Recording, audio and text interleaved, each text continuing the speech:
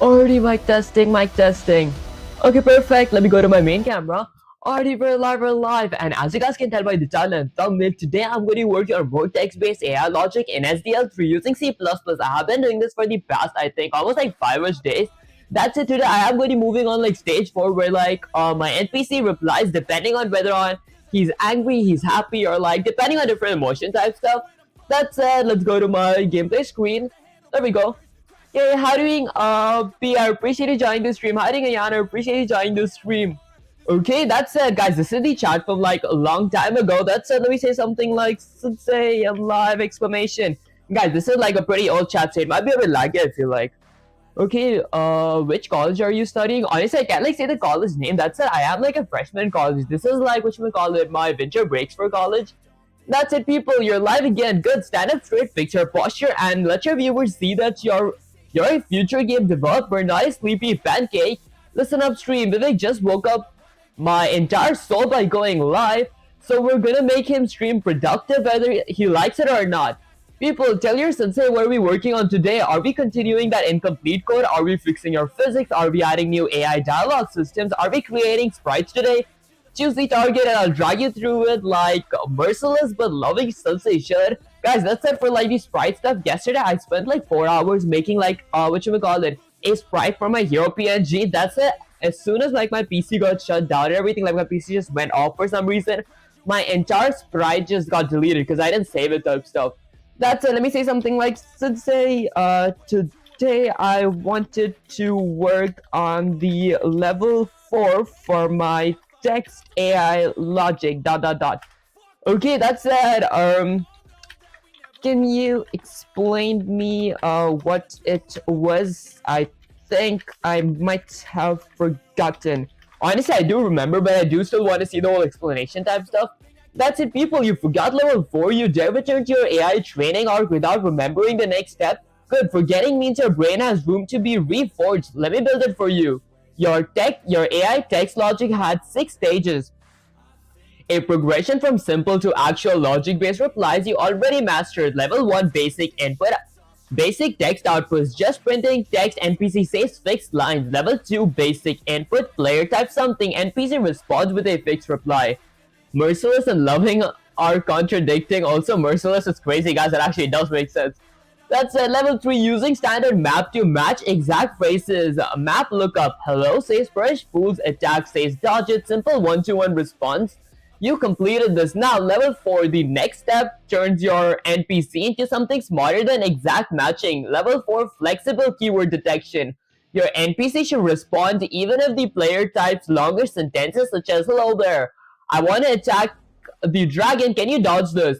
That's it. Instead of only attack or dodge, your NPC looks for keywords inside the sentence. So instead of checking if storymap.find user input not equal to storymap.end, you check like this: if user input.find attack, which is not equal to standard string NPOS, reply equal to dodge. Now the NPC replies to any sentences that contains the keyword. Honestly, wasn't this like the level 2 or something? What up, guys? Let me say something like, let's say, wasn't that level 3 question mark? I thought level 4 was something related to emotions like anger, maybe happy ... question mark. Okay, let's see. People, you're half right and half confused, and that's exactly where Sensei is here to smack your brains into alignment. Listen, level 3 and level 4 are not the same. You did level 3 already, exact matching with maps, okay? Level 4, you remember the emotion stuff? That was correct. Level 4, NPC's mood/emotional state. This is where your NPC starts behaving like it has personality instead of being a vending machine of text. Level 4. So we use enums. Honestly, I don't think that I have much experience using enums. I like rarely use them. Okay, your NPC maintains a variable like enum, mood, neutral, happy, anger, sad. Okay, mood. Oh, I see. So is enum like, is this like a structure or something? Okay, it looks more like a tuple, but I don't think C++ has tuples. So my mood, oh wait, it's a class. It's a enum class because I create an object called mood which is going to be equal to neutral. Okay, your responses change depending on the mood. If mood equals to angry, reply, you dare speak to me again. Else, if mood equals to happy, reply, hi friend. Okay, and mood changes depending on what the player types. If player uses rude words, mood equals to angry. If player praises NPC, mood happy. If player apologizes, mood neutral. Okay, this was your level 4. To summarize the role structure: level 1 basic outputs, level 2 basic inputs, level 3 exact match logic, level 4 emotion systems. Okay, I think I want to learn level 6 honestly. Rule engine / behavior tree. Okay, that said, I might actually try adding the moods. Let me actually ask Sutsei / ChatGPT what enum actually means. Is this like a class? Let me say something like, Sutsei, I don't think that I understood this enum part because I didn't use it, question mark. Is it a enum class or something like that, question mark? Guys, is like enum considered a class type stuff? People, focus. Your brain is trying to run a marathon without tying its shoes. This enum thing is not magic, it's not a class, it's not complicating, it's just a name list of numbers so your mood has readable values instead of random integers. Let me hammer it into your skull clearly. What is enum? Enum is a way to create name constants, each one secretly just an integer. Example, enum mood, neutral happy, angry sad. Behind the scenes, this becomes 0, 1, 2, 3. Oh, I see. That's okay, that's all. It's literally a set of numbers with names. What up, guys? Let me mute myself real quick.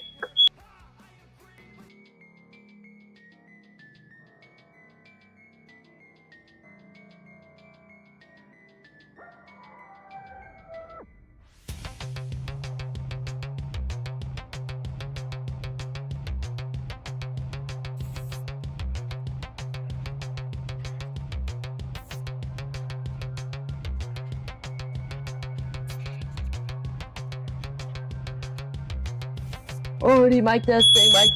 Guys, ignore the fire alarms. Can you guys still hear it? Okay, I think you guys can hear it. Hold up, guys. Let me go to my main camera. Okay, I think just something is messed up outside. Okay, let's see. Okay, that's so random, guys. I don't know, bro has the smoke detector on battery. Guys, my mom is actually cooking. Okay, how do you like to appreciate joining the stream?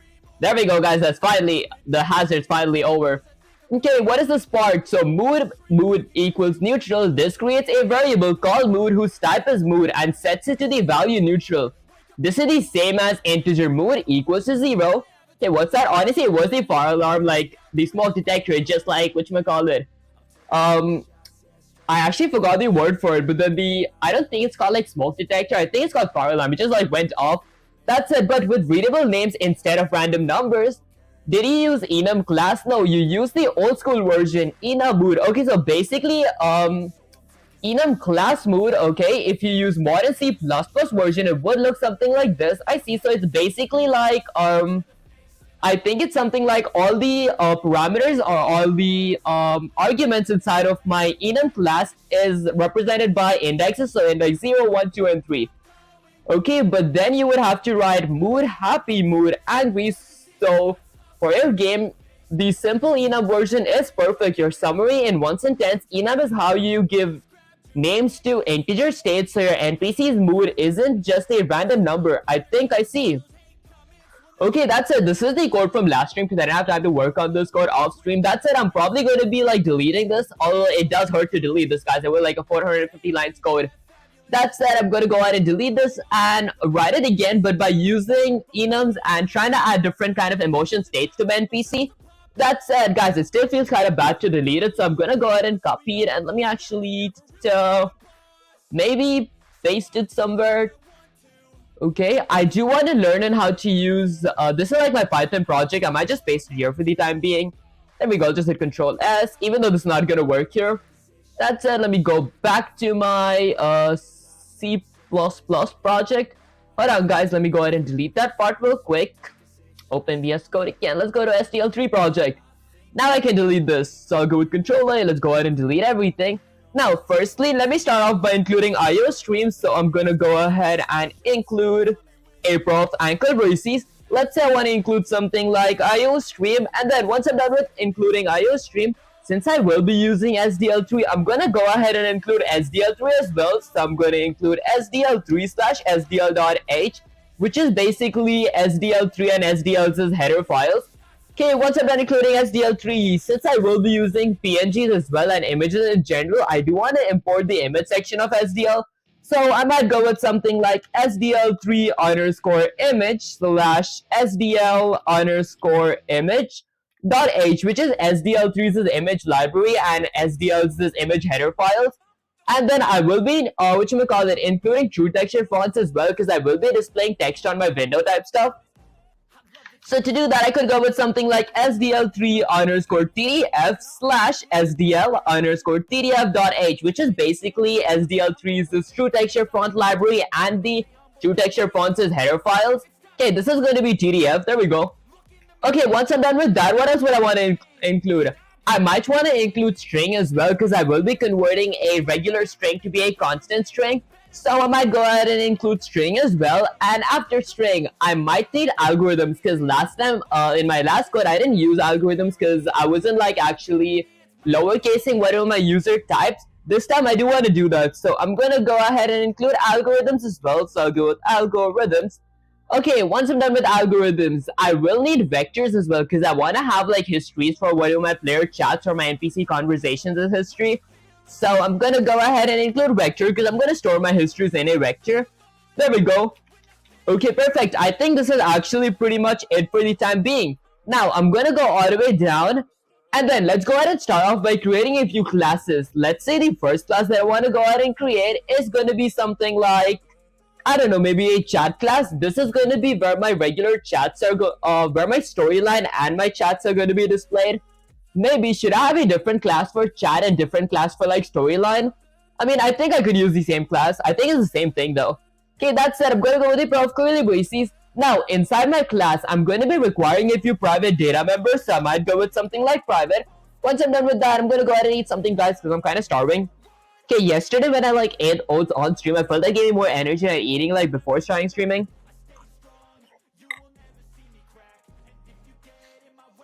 And guys, yeah, today I have like a bigger bowl. Maybe you should include libraries on when you need them, that you can test how much, you know. That does make sense, guys. I might actually do that in that case. Let's go ahead and delete these. Okay, so for the time being, I just need my IO stream and my SDL3's library. Once I'm done with that, I think this looks much better. There we go. Okay, now what are data members would my class need? I might need a standard string of something like input text variable. So I might go with something like input text. What sounds better, input text or text input? I think input text sounds much better. Which is going to be set to a empty pair of quotes. That is basically whenever my user types something, I want to store it inside of my input text. Once I'm done with that, I'm going to go ahead and create a standard vector for my messages history. Since I am going to be working with vectors now, I'm going to go ahead and include vector. There we go. Okay, perfect. Now, I'm going to go ahead and create a standard vector with a pair of ankle braces, and my vector is only going to be consisting of standard strings. And I'm going to call my vector something like history. I would honestly call it message history, but I feel history is the same thing. Then I'm going to end it with a semicolon. Now, once I'm done with that, I'm going to go ahead and publicize everything. Now, my chat class would not need a constructor, but it would need like a bunch of methods. So I could add a comment that says something like methods. Now, for my methods, let's say the first method that my chat class might need, let's see, maybe I could either add like a text event method. I want to add my display text on window as the last method here. So I could go with something like a void method called something like text events. This is going to be where all my text event happens. Like when my user types something on my keyboard, I want to append it to my input text type stuff. That said, would I need something like a chat on and chat off variable as well? Maybe I could. Okay, so I might actually create let's say something like a void text method. Actually, text event method, which requires, let's say, two parameters. The first parameter is going to be something like a SDL underscore events structure, which is going to be, let's say, something like, actually, instead of just going with the SDL underscore events structure, I might go with the constant SDL underscore events structure. What up, guys? Is this how we actually do it? Something like a constant SDL underscore events structure. I think I spelled event wrong. There we go. Okay, perfect. Now my SDL underscore events structure is going to be requiring a events as local variable. The second parameter is going to be a boolean variable of something like chat on. This is going to tell me if my chat is on or off. Okay, perfect. Okay, how doing? Parashan, is that how I pronounce your name? I appreciate you joining the stream. Okay, now once I'm done with that, I'm gonna add a pair of curly braces. Now, inside my text events function, I'm gonna go ahead and add a condition. I'm gonna add a if statement that says something like if my chat is on. Only if my chat on is set to true, I'm gonna activate my these text events or my text events in general. Let's say the first text event, I'm gonna check if my event.type equals to, let's say something like SDL underscore events underscore quit. If my event type is quit, if my user click, I don't think I want to add quit here. I might go with something like key down because I want to check if my user is currently pushing any buttons down on my keyboard. Then I'm going to look exactly the button that is currently being pushed down, and I'm going to be appending that on my input text as variable. Like, why are you yelling? Honestly, guys, I actually should talk slow, but does my mic like... Why are you shouting, guys? I feel like this is how I actually talk. That's it. What should we call it? Is it like too loud? Do you guys want me to like decrease my my mic from my OBS? Hold up, guys. Let me decrease the volume a bit. There we go. Is that actually good? I decreased like the sound a little. Okay, perfect. Let me actually check if it's good.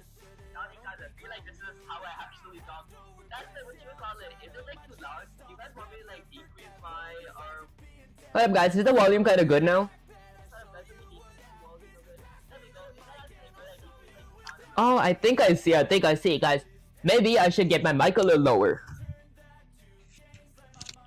Okay, would that actually help? Let me actually increase it a bit from here. There we go.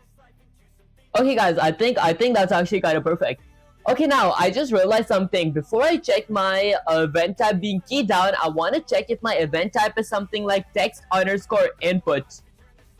Okay, so if my user did input some kind of text in my window, if he typed something, then I want to go ahead and append that to my input text as variable. So I'm going to go with something like input text is going to be, let's say something like increasing. So I'm going to go with something like plus equals to my events.text.text. Okay, hi there, hiding duck here. Appreciate you joining the stream. And then I'm going to end this with a semicolon. And that was my first event type. Now I'm gonna go ahead and add my second event type. For my second event type, I'm gonna go ahead and check if my event.type equals to SDL underscore event underscore key underscore down. This event type checked if any of my buttons on my keyboard are currently being pushed down. If it is, then I'm gonna go ahead and do something.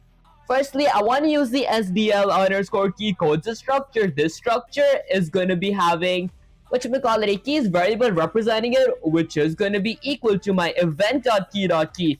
Basically, what this does is it like my my keys is local variable here now checks the exact key that's being pushed right now. Once I'm done with that, I'm gonna go ahead and add switches here. You guys could like use if statement. I feel like switches would look much cooler here. Okay, I now started learning some CSS. CSS sounds kind of cool. Good luck with that, Ducky.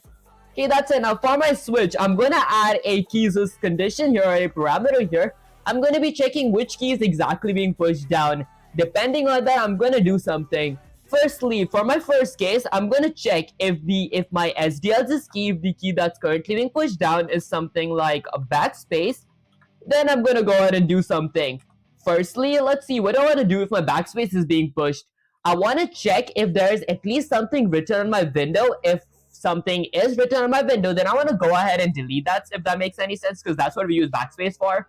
Okay, I'm going to go ahead and add an if statement. Sure, I'm going to go with if a pair of parentheses, if not my input text dot empty, which means if my input text is not empty and something is written on my window, then I want to go ahead and delete that.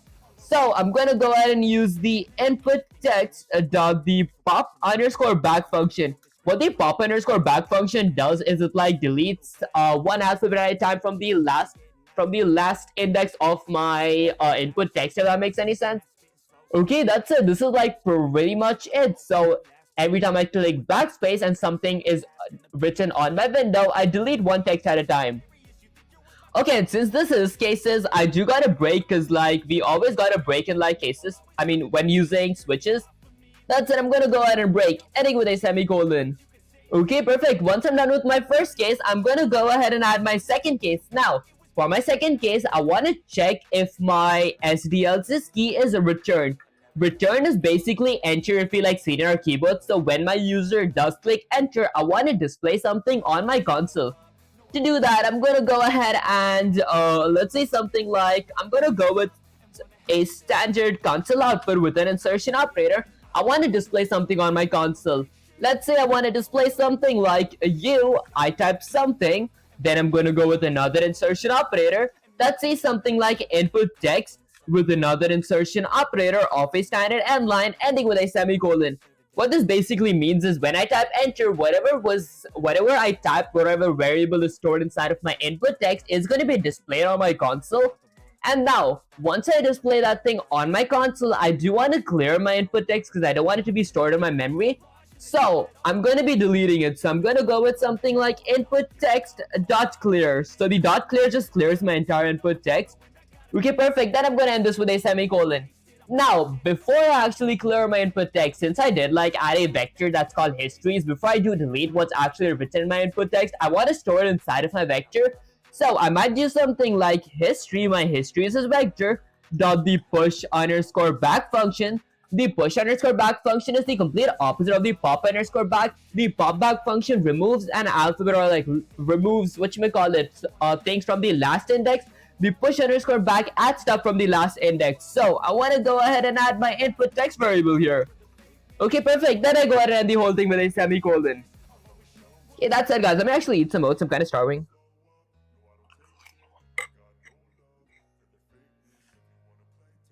Okay, honestly, I feel like that's like pretty much it for the time being. Later on, I will be adding like my storyline and all that stuff as well. Okay, but for the time being, this looks pretty good for my text event. Although I did forget to break, so I'm gonna go ahead and break here.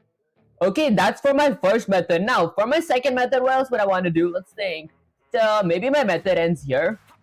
Okay, I think my method does end here. There we go. Okay, now, let's see. What else would I need?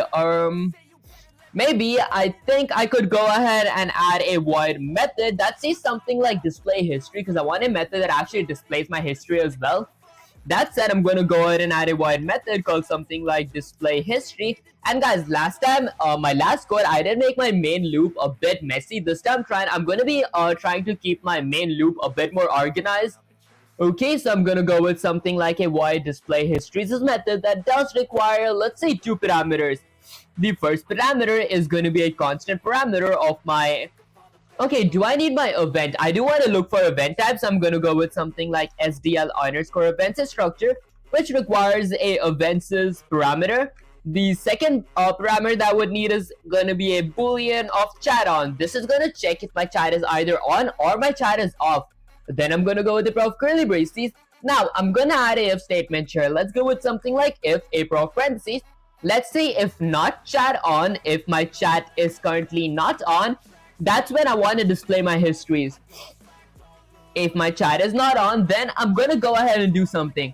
Firstly, I want to check my current key that's being pushed. So I might go with something like if a prof parentheses, if my event.type equals to SDL underscore event underscore key underscore down. This checks the current...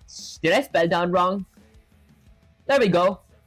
Okay, this checks if any of my buttons on my keyboard are currently being pushed down. If it is, then I'm going to do something. I'm going to be looking for the exact button that's currently being pushed down. I appreciate you joining the stream. Okay, so I'm going to go ahead and use the SDL underscore key codes structure. Alright guys, I think I spelled it wrong. I'm going to go with something like the SDL underscore key codes structure that does have a keys of local variable representing it, which is going to be equal to the SDL underscore... Okay, I think it's like event.key. There we go. Okay, what my key local variable here does is it like looks for the exact key that I'm currently pushing downwards. Okay, perfect. Now I'm going to be using a switch. My switch is going to be having a condition of my key, so it checks what button is currently being pushed down. Then I'm going to be adding a case. For my case 1, I'm gonna check if my SDL3 key is something like maybe H if my user is pushing H down, and should I go with something like I don't know, maybe tab and H, because I think like usually when typing stuff I would like click H or something, or when attacking type stuff. Excuse me guys, maybe I want to go with something like tab and H. Okay, if my SDL's key is something like tab and my SDL's key is something like H, I don't know if we can do it this way. Oh, we can actually use 2 buttons. I didn't know we could do it like this. Okay, why are you talking like that? Why are you faking that accent which is clearly not suiting you? Guys, I think like my face and my accent doesn't match up. Okay, bro, what are you building? Honestly, I am like working on the AI-based text logic in SDL3 using C++. That said, today is like level 4. I have been working on this for like, I think about like 5 streams right now, which means 5-ish days. That's it. Today I want my AI or my PNG to reply depending on the current mood that he has. If it's angry mood, he's going to reply with an angry text. If it's happy mood, he's going to be replying with a happy text type stuff. Okay, and let me just check something. Okay, apparently my nightbot still doesn't work. Okay, maybe guys, let me eat something. I'm kind of starving.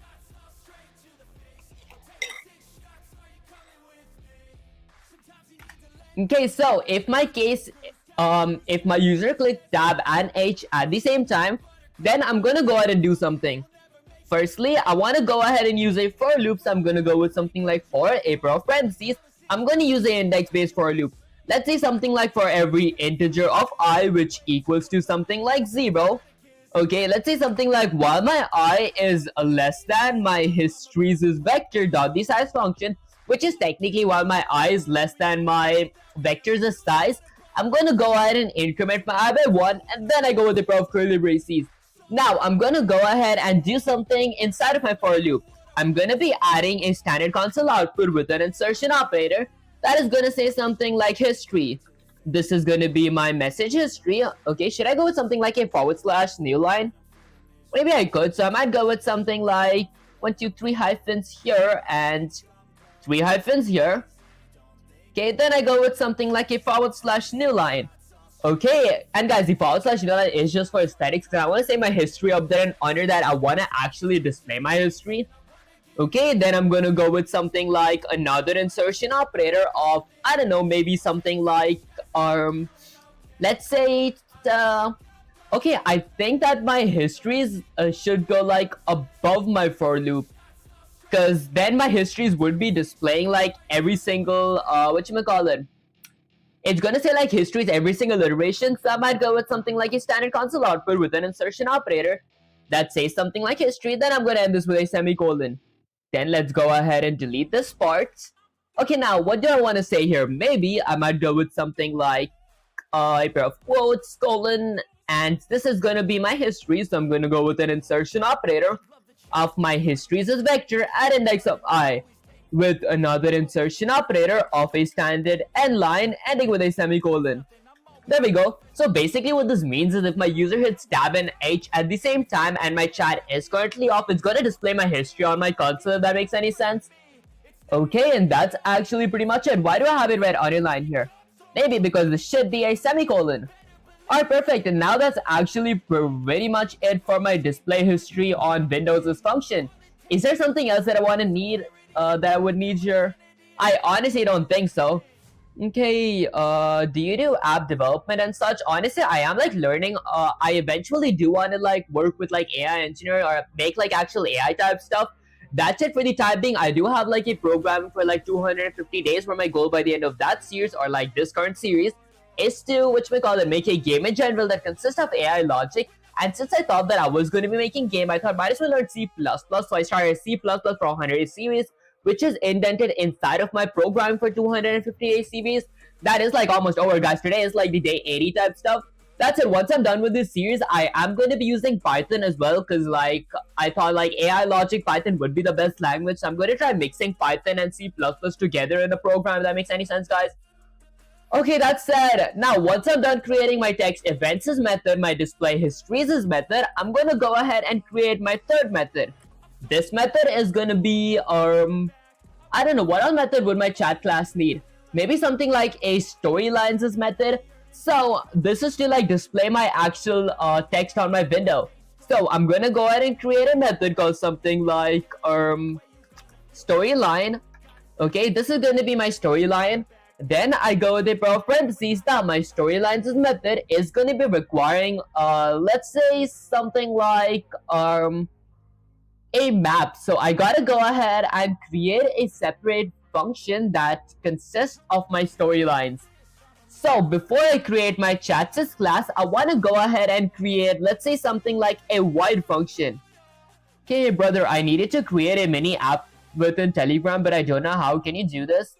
Honestly, I actually don't know how to create like real apps because like I always have no experience with those stuff. I just have experience with like actually programming, not like converting a program to an app. But I feel it shouldn't be as hard. Headphone dead, guys, I actually don't have a headphone dead. I didn't make a short about that though. That's it, I'm gonna go with something like void. Now, my void method is gonna be called something like storyline. Okay, and then I'm gonna go with something like a pair of parentheses, then a pair of curly braces. Now, my void method, my storylines method, let's see, would it require any kind of parameters? I don't think it's going to require any parameters. So let's see.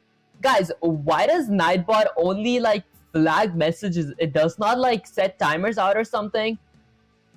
Okay, that said, I'm gonna go with something like how would I want to write my storyline? I might need maps now because my story is going to be depending on like my moods. So I would need map/dictionary. So I'm gonna go ahead and include map. Okay, perfect. Now I'm gonna go ahead and let's say do something. Firstly, I want to go ahead and create something like a standard map with a pair of ankle braces that only consists of standard string and standard string. So standard string as my key and standard string as my value. And my map is going to be called something like angry to... Okay, let's say something like angry mood or angry reply. Alright guys, what would be a pretty good name? Or this is the angry emotion ending with a semicolon. And then I go ahead and create something like a standard map with a pair of ankle braces. Now, my second standard map is only going to be consisting of, let's say, something like standard string. Did I spell standard correct? I think I did. Okay, I'm going to go with something like a standard string and standard string. So, standard string as my key and standard string as my value. And my map is going to be called something like happy. This is going to be my happy replies. What else do I need? Maybe I go with another standard string, actually standard map with a pair of ankle braces that consists of standard string as my key and standard string as my value. Okay, there we go. And this is going to be called something like neutral. There we go. Okay guys, did I spell neutral correct? N-E-U-T-R-A-L. I think I spelled it correct. Hold up guys, let me fact check that because yesterday I spelled dialogue wrong. Okay, let's see. So it's N-E-U-T-R-A-L. Okay guys, I think I spelled it correct. I think we're good. Then I'm gonna end it with a semicolon. I think these might be the only 3 maps that I would need. Okay, once I'm done with that, great buddy, but this fake accent ruins. So please, guys, I think that this isn't actually a fake accent. Okay, that's it. Next up, I'm gonna go ahead and set a few, conversations for my map. So I might go with something like, this is for my angry section. Let's go with something like angry. Now, for my angry section of my map, I'm gonna go ahead and add, let's say something like a if statement, or maybe not a if statement. I might go with something like angry. Okay, let's say something like angry. There we go. Angry at index of, I don't know, maybe something like hello. So I might go with something like hello. Okay, maybe instead of hello, I could go ahead and use this as my input text. So maybe I want to get the storylines method inside of my chat class, guys. That would actually be kind of genius. Let's copy this. Okay, and then I'm going to go ahead and delete this from here. I want to paste this in my storylines section here. There we go. Now, I created a lot of maps here. I created an angry section. Instead of going with something like help, I will go with something like input. So if depending on what my input text is, I want to respond something. But I want to check if my input text is something. Okay, so I gotta check if my input text is... Okay, maybe I wanna add a few replies, but before that, hold on guys, let me actually check something real quick. Give me a sec guys, I think there's some background noises. Okay, maybe not guys, I think it was just me. Okay, that's it. I'm gonna go with something like a angry input text. Okay, I don't wanna add input text here. Hold on guys, is there something else that I would wanna add here instead of input text? Because I wanna add a few conversations here for angry, happy, and neutral. I might go with something like I don't know any conversations, guys. Hold up. I wanna say such chat GPT like what all conversations can I have? Because guys, I'm really bad with thinking those kind of things. Maybe I go with hello. If my mood is angry and I do say hello, then I'm gonna go ahead and reply that is gonna be equal to the value of something like no more talks, or let's say something like no more chats. Okay, isn't this how we like represent a value for my key here? So the angry hello is gonna be the value of no more chats. Okay, no op. Oh, I think. Okay, why are you gay? Honestly, guys, I'm not gay. That said, let's see. I'm pretty sure this is how I did it before. Did I like mess something up here? Hold on, guys. Am I like doing something wrong here? Okay, so that's the key. That's the value. Guys, there's no way I actually forgot this part. My angry at index of hello. Oh, I see. My bad, guys. I'm gonna go with something like a if statement. Let's say something like if I want to check if my angry is something. What condition should I add here? I could go with something like if my angry says something like hello, I want to go ahead and respond with let's say something like if my angry is hello and respond. Okay, maybe I think I should go with something like returns. Honestly, guys, I'm not gay. I'm freaking crying. Okay, that's it. Let's see. Maybe instead of an if statement, guys, I remember doing this part. I feel like I'm missing something crucial here, guys. Let's go with something like angry at index of, let's say something like hello is going to return something. Do I want to like return something? I don't think so. Not a pair of curly braces. Okay, maybe I go all the way up here. Let's open my Python project. Maybe I do want to save it and then open my Python project. I had my chats here, guys. I just want to see the kind of conversation that I had and like the... There we go, this should work. Okay, the thing that I messed up here was I did not need a pair of square brackets because I wasn't going with indexes. That was kind of stupid, honestly. That's it. Let's go ahead and cancel this part. Let's open my VS Code, go with my SDL3 project. Okay, there we go. No wonder. I was thinking like something was kind of messed up here. That said, I could go with something like no more talks. Honestly, I actually don't know why did I even like go with a pair of square brackets, because we only use a pair of square brackets when we wanna whatchamacallit, check indexes type stuff. That's it. Next up, I'm gonna go with something like if my condition is angry, so I'm gonna go ahead and copy this. String map, not array. Honestly, yeah, this is actually whatchamacallit maps. That's it. Next up, instead of hello, if I say something like bye, I'm gonna respond with something like I don't know, let's say something like okay, should I say something like leave my site, guys? Let's go with something like leave my site. And guys, I don't want to like make this too much, like I don't want to add like a lot of conversations depending on this. There we go, because there's spelled site wrong. Hold up, guys. How to spell site? S-I-G-H-T. So it's S-I-G-H-T. I was correct.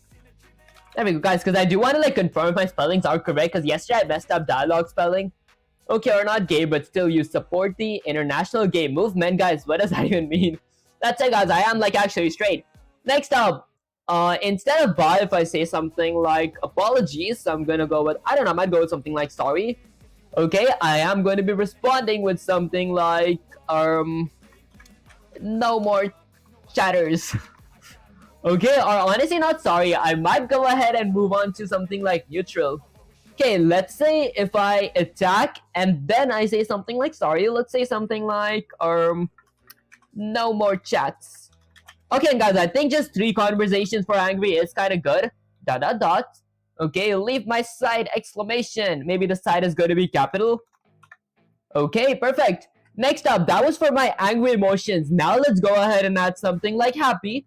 For my happy, I'm going to check something like if my happy at index of, let's say something like 0 is something like hello, or if my happy's key is hello, then I'm going to be setting my value to be something like hello my friends. Okay, perfect. And then I'm going to go ahead and end that with a semicolon. Okay, once I'm done with that, Hindi Polnazar. Honestly, guys, I actually can't read Hindi that properly, but I can like speak it, but I'm not as fluent in it, so I won't be able to like say half the phrases or words that I actually want to say. That's it. Let's go ahead and copy this part. Let's paste it here 3 times. Get out of my sight sounds better. That actually does make sense. I might go with something like get out of my sight. Should I go with something like I don't know, I might say something get out my sight, fool. I think fool does sound kind of fun here. Okay, you should do the mechanics of the game fully before any of this. Honestly, should I? I thought that if I add these conversations here, then it's going to be like much easier for me to actually apply these conversations to like my if statement type stuff, because this is my storyline. Once I'm done with this, I'm going to go ahead and add another method that says something, that's a method that displays my storylines on my window. So I got to convert my story to be, whatchamacallit, to be texture type stuff. Actually, not texture. I'm going to convert my text to surfaces, then I'm going to convert my surface or create a texture through my surface and then display that texture on my window, if that makes any sense.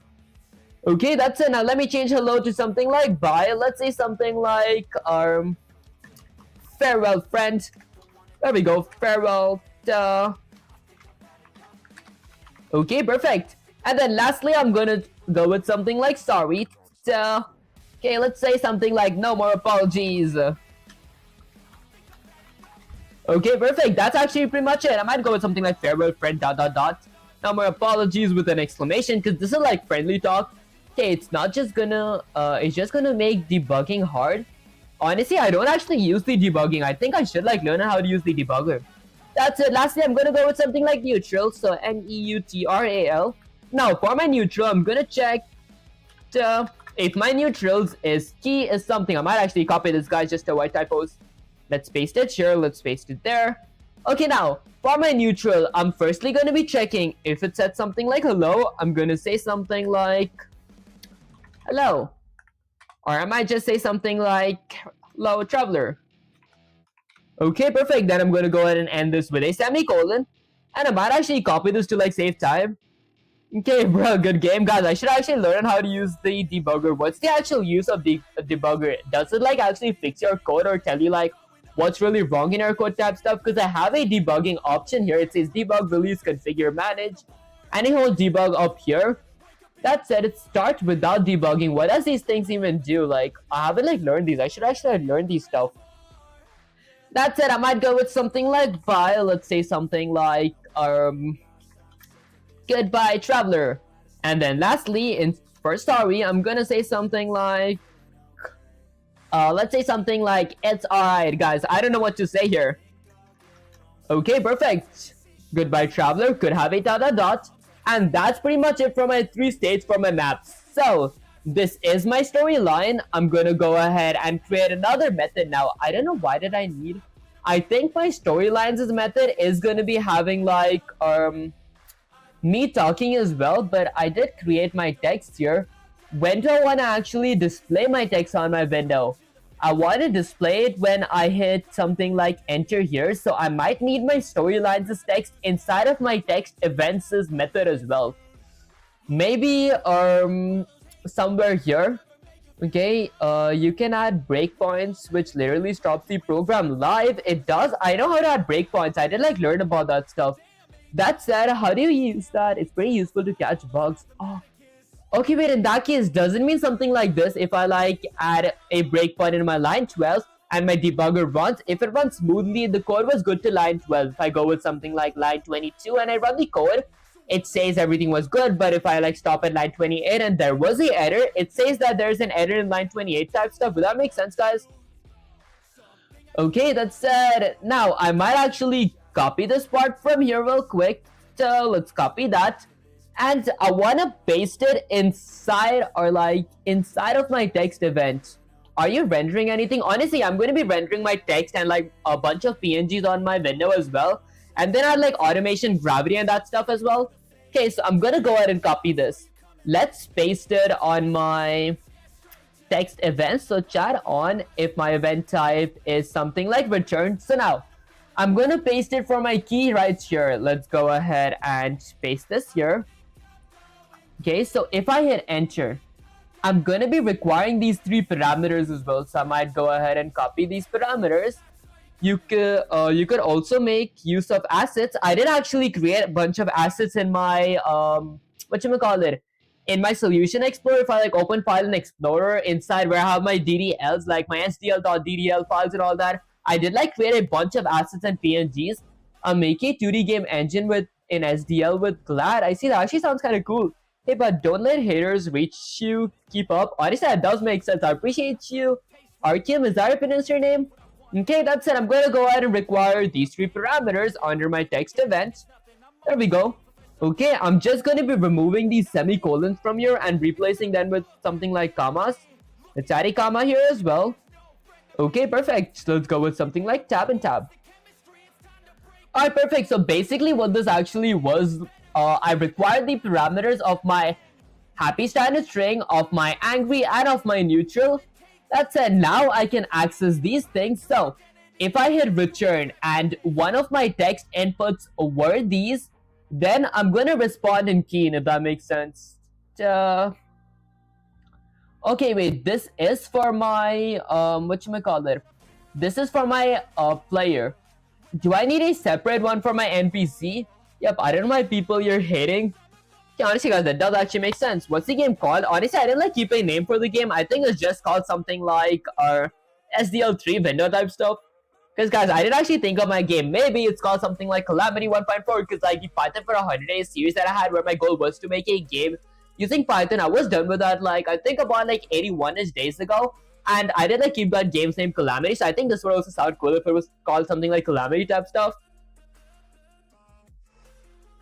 That's it. Let me hydrate my lips real quick, guys. I feel it's kind of dehydrated. Now, while I'm thinking what to do here, maybe I might eat something because I'm kind of starving, guys.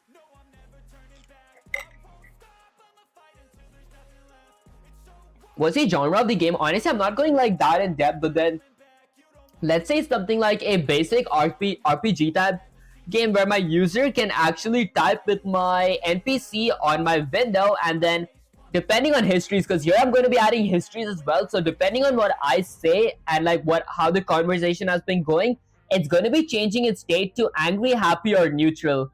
And then it just replies like according to that stuff. Okay, that's it. Now, the thing that I gotta do here is when I hit enter, I want to respond depending on these chats as well. So this is what my player displays on the window. I want to add something that my NPC displays on the window as well. So before I push underscore back, I'm going to go ahead and do something. So I might go with something like a standard console output with an insertion operator that says something like a mage, because my enemy is going to be my mage. Hi, Jaden, I appreciate you joining the stream. Is it a console app or a 2D based game? Honestly, I think this is like a console project. So like if I run the code, there's going to be a console and my SDL's window being displayed, if that makes any sense. Yeah, what's up? How are you doing, Leon? I appreciate you joining the stream. That's it. This is going to be my mage. And then I go with something like another insertion operator of something like my... Okay, I got it. This depends on their mood. I got an if statement here. So, if my mage's mood is angry, then I go ahead and... Okay, so if my mage's mood is angry, guys, I might actually... I think, I forgot who it was. Okay, I think that the Thongler, is that how I pronounce your name, was kind of correct. I think I shouldn't have like added my storylines here because it did make stuff kind of complex. So I'm going to go ahead and delete this from here. I'm going to add it here but later on. Okay, because I feel like adding the storyline right now made it kind of hard to actually think what I'm going to do. So I might add this in a bit. For the time being, I'm going to go ahead and delete that. I might not require these parameters here as well. So I'm going to go ahead and remove these parameters as well. I was confused too. This is 2D or like console based. Honestly, I think it is like both, because like I do have like a console where like I don't think the console is really that important. That is just for like me seeing stuff and like me seeing my histories and all that. But the real stuff is the window that I actually display. Okay, that's it. Now let's scroll all the way down. I think I'm going to be working on my storyline in a bit. So I'm going to go ahead and exit outside of my chat's class and let's create another class. This time my second class is going to be a hero class. So I'm going to be calling this something like hero with a pair of curly braces. Now my hero class is going to be consisting of a few parameters. Okay, here's the thing. Does my hero class inherit from my chat class? I might look into that in a bit. That said, my hero class is going to be having a few private data members, so I might go with something like private. Now, what all parameters would my hero class need, or what all private data members would it need? It might need something like a texture, so I'm going to go with something like SDL underscore texture. Okay, which is going to be equal to something like my hero texture. So there we go. Actually, not equal to. My SDL underscore texture structure is going to be represented by hero textures as local variable. Once I'm done with that, let's see, I might go ahead and publicize everything. And then I want to create a rectangle for my hero as well, because recs are basically where our PNGs actually live in. So I'm going to use the SDL underscore F rex structure, which is going to be represented by hero rex's local variable, which is going to be not equal to anything for the time being. So I'm going to end that with a semicolon. And then once I'm done with this, I'm going to go ahead and let's say something like, would I need any other parameters here? Since I can't think of any other parameters, I might add a comment that says something like constructors. Are you assigning those values again and again? You should put that outside as a global variable or just take a reference in the function parameters, the map I mean. That does actually make sense, but then I needed a separate texture and a separate rec for both my hero and my mage class. Although it would make sense if I create like a parent class. I might actually try creating a parent class here. Okay, let's go ahead and create a class called something like entity.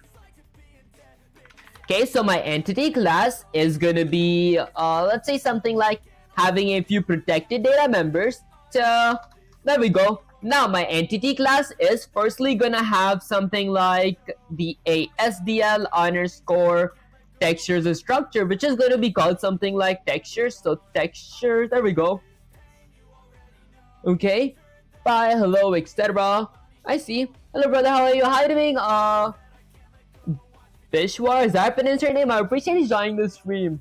Okay, damn, where do you live, bro? Honestly, guys, I used to like say you guys where I'm actually from, but I just started avoid saying that for like safety reasons. That's it. Hello, bro, how are you? I'm doing pretty good. How are you doing, Bishwar?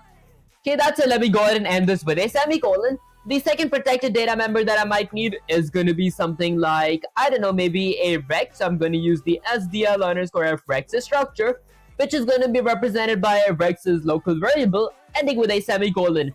And then, is there any other parameters? I don't think that I'm going to be needing like, whatchamacallit, structure, actually not structures, like surfaces here, because I'm only going to be creating a surface for my chats class. So for the time being, I think these are the only two data members that I might need here.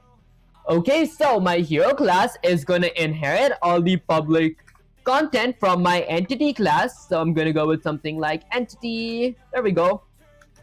Okay, perfect. Are you in college, bro? Honestly, I am like a freshman in college. That said, now, I'm not going to be requiring the private data member here. So I'm going to go ahead and delete that. I'm not going to be requiring the SDL underscore FREX structure here as well. But I will be requiring a constructor. So I'm going to go ahead and publicize everything. And then add a comment that says something like constructor. Now, for my constructor, did I spell it correct? There we go. Now, for my constructor, firstly, I want to create a constructor for my heroes class. And my heroes constructor is going to be requiring, let's say, something like two parameters. The first parameter is going to be a SDL underscore F. Actually, SDL underscore renderers parameter, which is going to be represented by a pointer of my renderers local variable. That is the variable that I'm going to be creating inside of my main loop.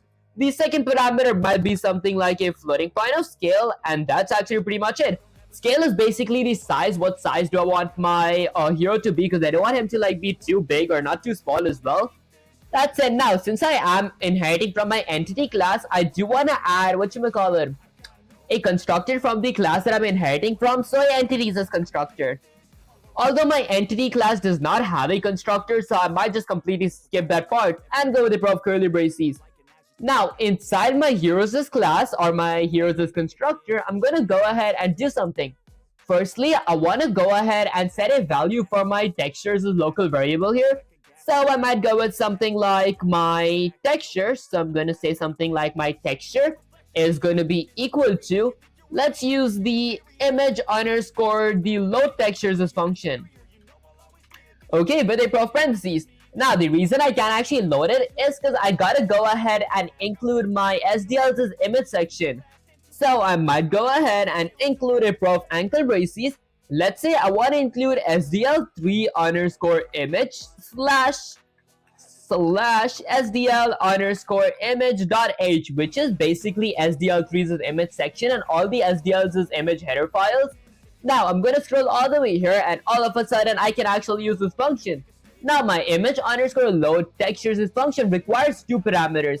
The first parameter is gonna be of my render, which is one of the variables that I take as a parameter. The second parameter is gonna be a file path for my render, which in this case is gonna be, I don't know, maybe something like my NPC slash, let's go with something like hero.png. Okay, and then I end my entire function with a semicolon. My texture equals to image.load texture. Why do I see a red underline here? Did I like mess something up here? Let's see. Okay, what's wrong here? So no operator equal to matches these operands. Operand types are SDL underscore texture, which equals to texture. I mean, I am using SDL underscore texture, but does it require, okay, it requires a pointer towards my texture, so I might add that to be a pointer, and that fixes it, guys. I could like tell what the error was here because I got this error before as well, so I know how to fix it. That's something.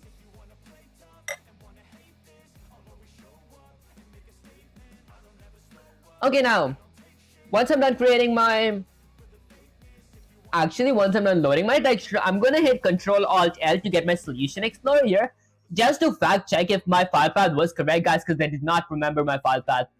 Now let's see. So it is NPC. My file path was wrong. So NPC slash hero.png. So this isn't going to be an uppercase. I am in college biz war. Okay, no need spam, guys. There we go. Now once I'm done with this, let's see what else would I need. After I'm done with my texture, I want to maybe go ahead and load my image. I think Pixel, I appreciate you joining the stream. That's let's see. Once I'm done with creating my texture, is there something else that I might need? I want to go ahead and display my texture on my window. To do that, I could go ahead and create a method called display texture on window. But before that, I want to get my textures as width and height. So I'm going to create a texture width and textures as height variable ending with a semicolon. What these variables actually do is it's going to give me my textures as actual width. So later on, when I actually do want to display them on the window, I don't want to use like magic numbers to like that's going to like stretch them up type stuff. So I'm going to be using the SDL underscore get texture size function. This function actually gets my texture size, but it does require three parameters. The first parameter is going to be my texture. Excuse me, guys. The second parameter is going to be the memory address of my textures is width, and the memory address of my textures height ending with a semicolon. Now, once I'm done with that, I'm going to go ahead and set my, let's go ahead and create or set my rect. So I'm going to set my rect dot x-axis to be equal to something like 100 ending with a semicolon.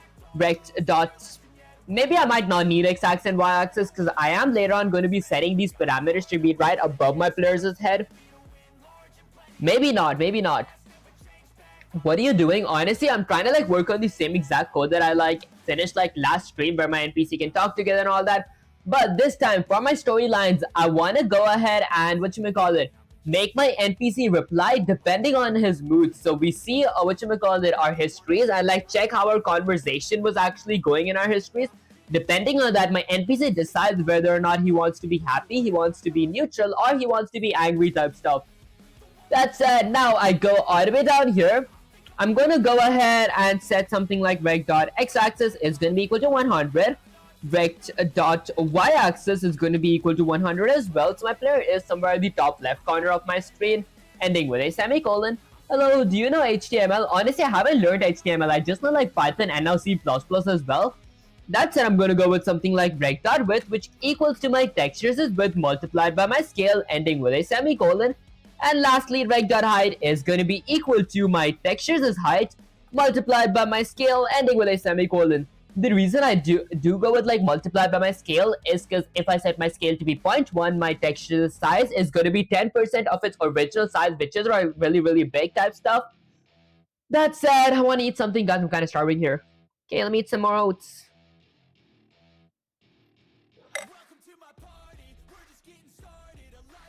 I think Leon, I appreciate you joining the stream. Okay, that said, now once I'm done with all this, I'm gonna scroll down. And guys, I forgot to like tell this to you guys. Tomorrow I will be streaming like really soon, maybe like my 7 o'clock or 8 o'clock, because in my usual streaming time, like my 12 p.m. or like 1 or 2 p.m., I do like have to be somewhere type stuff.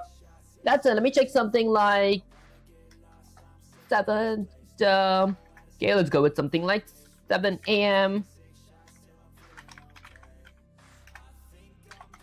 Okay, let's check my time with CST. So let's go here. Okay, so what's in central time? So central time 9 a.m. So I'm gonna be streaming at like central time 9 a.m. type stuff. That's it. Now once I'm done adding my rect as well, I'm gonna go ahead and exit outside of my constructor, and let's create a method. So I'm gonna add a, maybe I want to add a comment. I'm just gonna go ahead and create a method called something like draw hero. So I'm gonna go with something like a draw hero. And honestly, do I like really want to like create a method for every single class? Show us the chatbot so far. Honestly, I didn't even add my main loop so far. So like I did like add my class from my chat, but if I like run the code, nothing is going to be showing because I did not add my main loop. So there's not a game actually running right now. Okay, you should watch videos of other people coding. ChatGPT has taught you some bad practices. Honestly, I could do that. Like I do like see people like programming, but like I don't like see them in like programming like SDL3, like using C++, because I did like check a lot of tutorials for it before I did actually start my C++. I found one guy who teaches, but then it was kind of complex, guys. Like when he got an error, he went to like the docs and he was like searching something there. I was like, that is kind of tough, but I might actually look into that stuff. That's it. Now my draw heroes method does require a parameter of my render, so I'm gonna go with something like SDL_render with an asterisk to a renders is local variable. Now I go with the above curly braces. Now inside of my draw method, I'm gonna go ahead and do something. I'm gonna use the SDL_render textures as function. This function tells my renderer to render a texture on the display, or like display a texture, or just like render a texture in general. Guys, I couldn't find a better way to just like phrase that. Read the docs is exactly what you need, guys. I did try reading the docs. Like when I first started working with like my true texture font, ChatGPT actually couldn't help me with that stuff, so I did like go over the docs and I like went over it. It was kind of complex, but luckily I found a website, or not a website, a reference code for like SDL3 C++ that actually showed me the real function that I gotta currently use. So I use ChatGPT as much as like I can. Once I can't use ChatGPT anymore, I do go online and like look over different website type stuff. That said, I require a renders as parameter here, and then I require a textures as parameter. Okay, my third parameter is going to be a source rect. Since I don't have a source rect, I'm going to be setting that to be null PDR.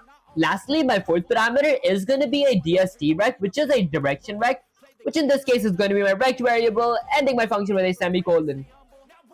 Not SDL, just C++ in general, good practice for object-oriented programming, for example. That does make sense. I might actually look into that after my stream today. That's it, guys. Let me eat something, kind of starving.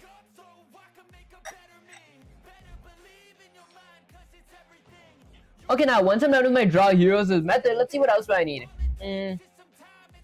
Maybe this was like pretty much it for my heroes class. I don't want to like add any abilities or something for my hero right now. I just want to like regularly walk type stuff. Although, do I want to add gravity? I could go ahead and add my gravity inside my main function. Although, do I want to really do that? Maybe I could go ahead and add a comment that says something like apply gravity in my heroes class, or I could go ahead and create another general class. So let's go ahead and create maybe something like a physics bodies class that inherits from my entities class, and my heroes class inherits from my entity class and my physics bodies class. So it's something like a diamond problem type stuff, like one class inherits from two class. Okay guys, I cannot phrase. Coding with snacks is a dream, guys. That does actually make sense. That said, let me go ahead and create another class called something like physics body. And the reason I am creating like so many classes right now is because I don't want to like flood my function, my main function, or like my, yeah, I don't want to like flood my main function with like a lot of content in it like I did like last stream. My main function was like kind of filled. That's it. The docs and such is better than ChatGPT. It feels simple because it's fast and gives you really shallow info, while other sources feel complex because you learn more and slower. I mean, that does make sense. I eventually do go over docs when like ChatGPT can actually help me much type stuff, but I feel like I should actually whatchamacallit, work more with docs type stuff. Maybe I am going to be learning on how to read them. Okay, so I'm gonna go with something like entity. There we go. Okay, so now my physics bodies class inherits all the public content from my entities class. Then I go with the pair of curly braces. Now, inside of my physics bodies class, what would I need? I might need a few local variables such as let's say x-axis, y-axis. Okay, so I might create something like a floating point gravity variable. Okay, my entity is going to be affected by my gravity, which is going to be equal to something like 0.5 floating points ending with a semicolon. Tells me your ChatGPT seemed bad at teaching basics. He's using a separate class for every single entity. Is that good? Honestly, I'm actually not using a separate class for like every single entity. The reason I am like using whatchamacallit, a entity class, is because I don't want to like add a texture, a rect for like all my classes type stuff, and eventually I might actually add my draw method inside of my entity class as well, because I don't want to add like a lot of methods and like a lot of data members inside of every single class if I can just add it inside of one class. That said, I'm going to be requiring a floating point for gravity, and then I might need a floating point for x-axis underscore velocity, which is going to be equal to 5 pixels per frame ending with a semicolon, and then a floating point for something like y-axis underscore velocity. Okay, maybe I might not add y-axis velocity, because y-axis velocity is going to be depending on like my classes. My hero classes y-axis velocity will be 0. I mean, my NPC classes y-axis velocity will be 0 as well, so I might as well add it. Okay, so I'll go with something like y-axis underscore velocity, which is going to be something like 0.0f ending with a semicolon. Having lots of things in one class is not good also. That does make sense. That's the reason I am like creating an entity class for holding all my basic variables here, and then whatchamacallit, a physics bodies class to have my gravity methods and all that stuff, like checking if I'm on ground or like, okay, if that does make sense, guys. I cannot phrase properly because I am kind of starving. I gotta eat something.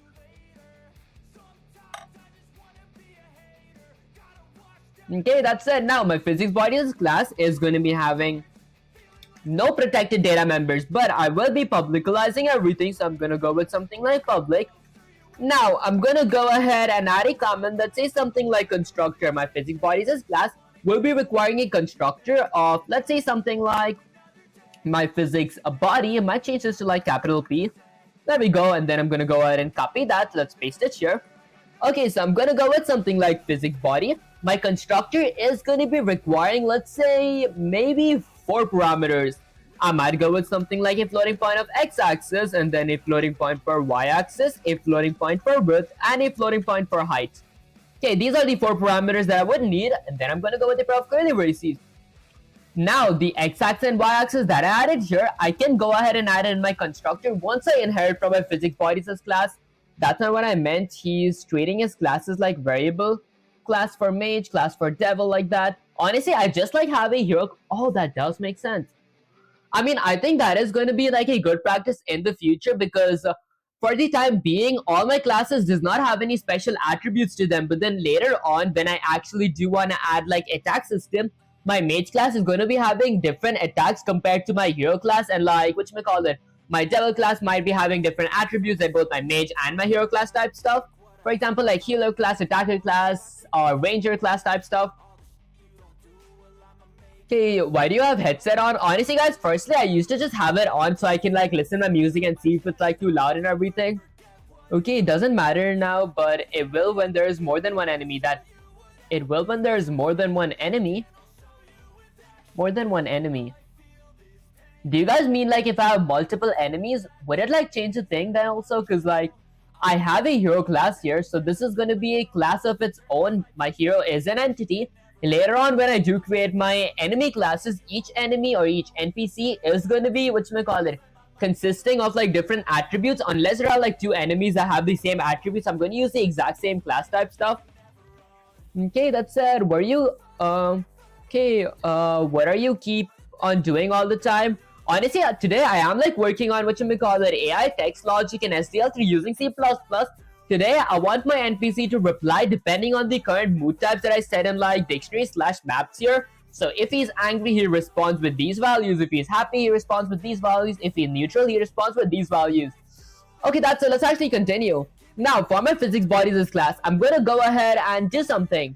I'm going to go ahead and set something like rect.x-axis equals to my x-axis parameter ending with a semicolon. Rect.y-axis equals to my y-axis parameter. Okay, and then I go ahead and end that with a semicolon. And now, let's see, is there anything else that I would need in my physics bodies class? Usually, I do add my floating point width and height and like getting my texture inside of my physics body. Do I want to really do that here? I might need a scale method here as well if I do that. My scale could be here as well. So let's see. Scale for my class. I could go ahead and require that there. My scale is going to be scale. Okay, only 2 people are watching, so you can be normal. Stop overreacting, guys. This is my regular. That's it. Let's go ahead and actually copy this part. I want to add like less content inside of my classes, so I'm going to go ahead and paste this here. Now, I'm going to go ahead and require a scales parameter here as well, so I'm going to go with something like a floating point scale. There we go. And now I get my textures as width and height. Let's go ahead and delete this part. I'm going to change this to be something like my x-axis. That is going to be my y-axis. My width and height is going to be depending on my textures as width and height. And that's actually perfect, guys. Okay. That's honestly almost everything that I might need in my constructor. Now, let me go ahead and exit outside of my constructor. Just thinking, am I missing something here? I don't think I am missing anything.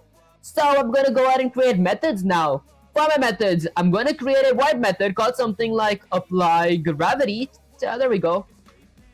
Okay, now for my apply gravities method, will I require any parameters here? Let's say I might require 2 parameters here.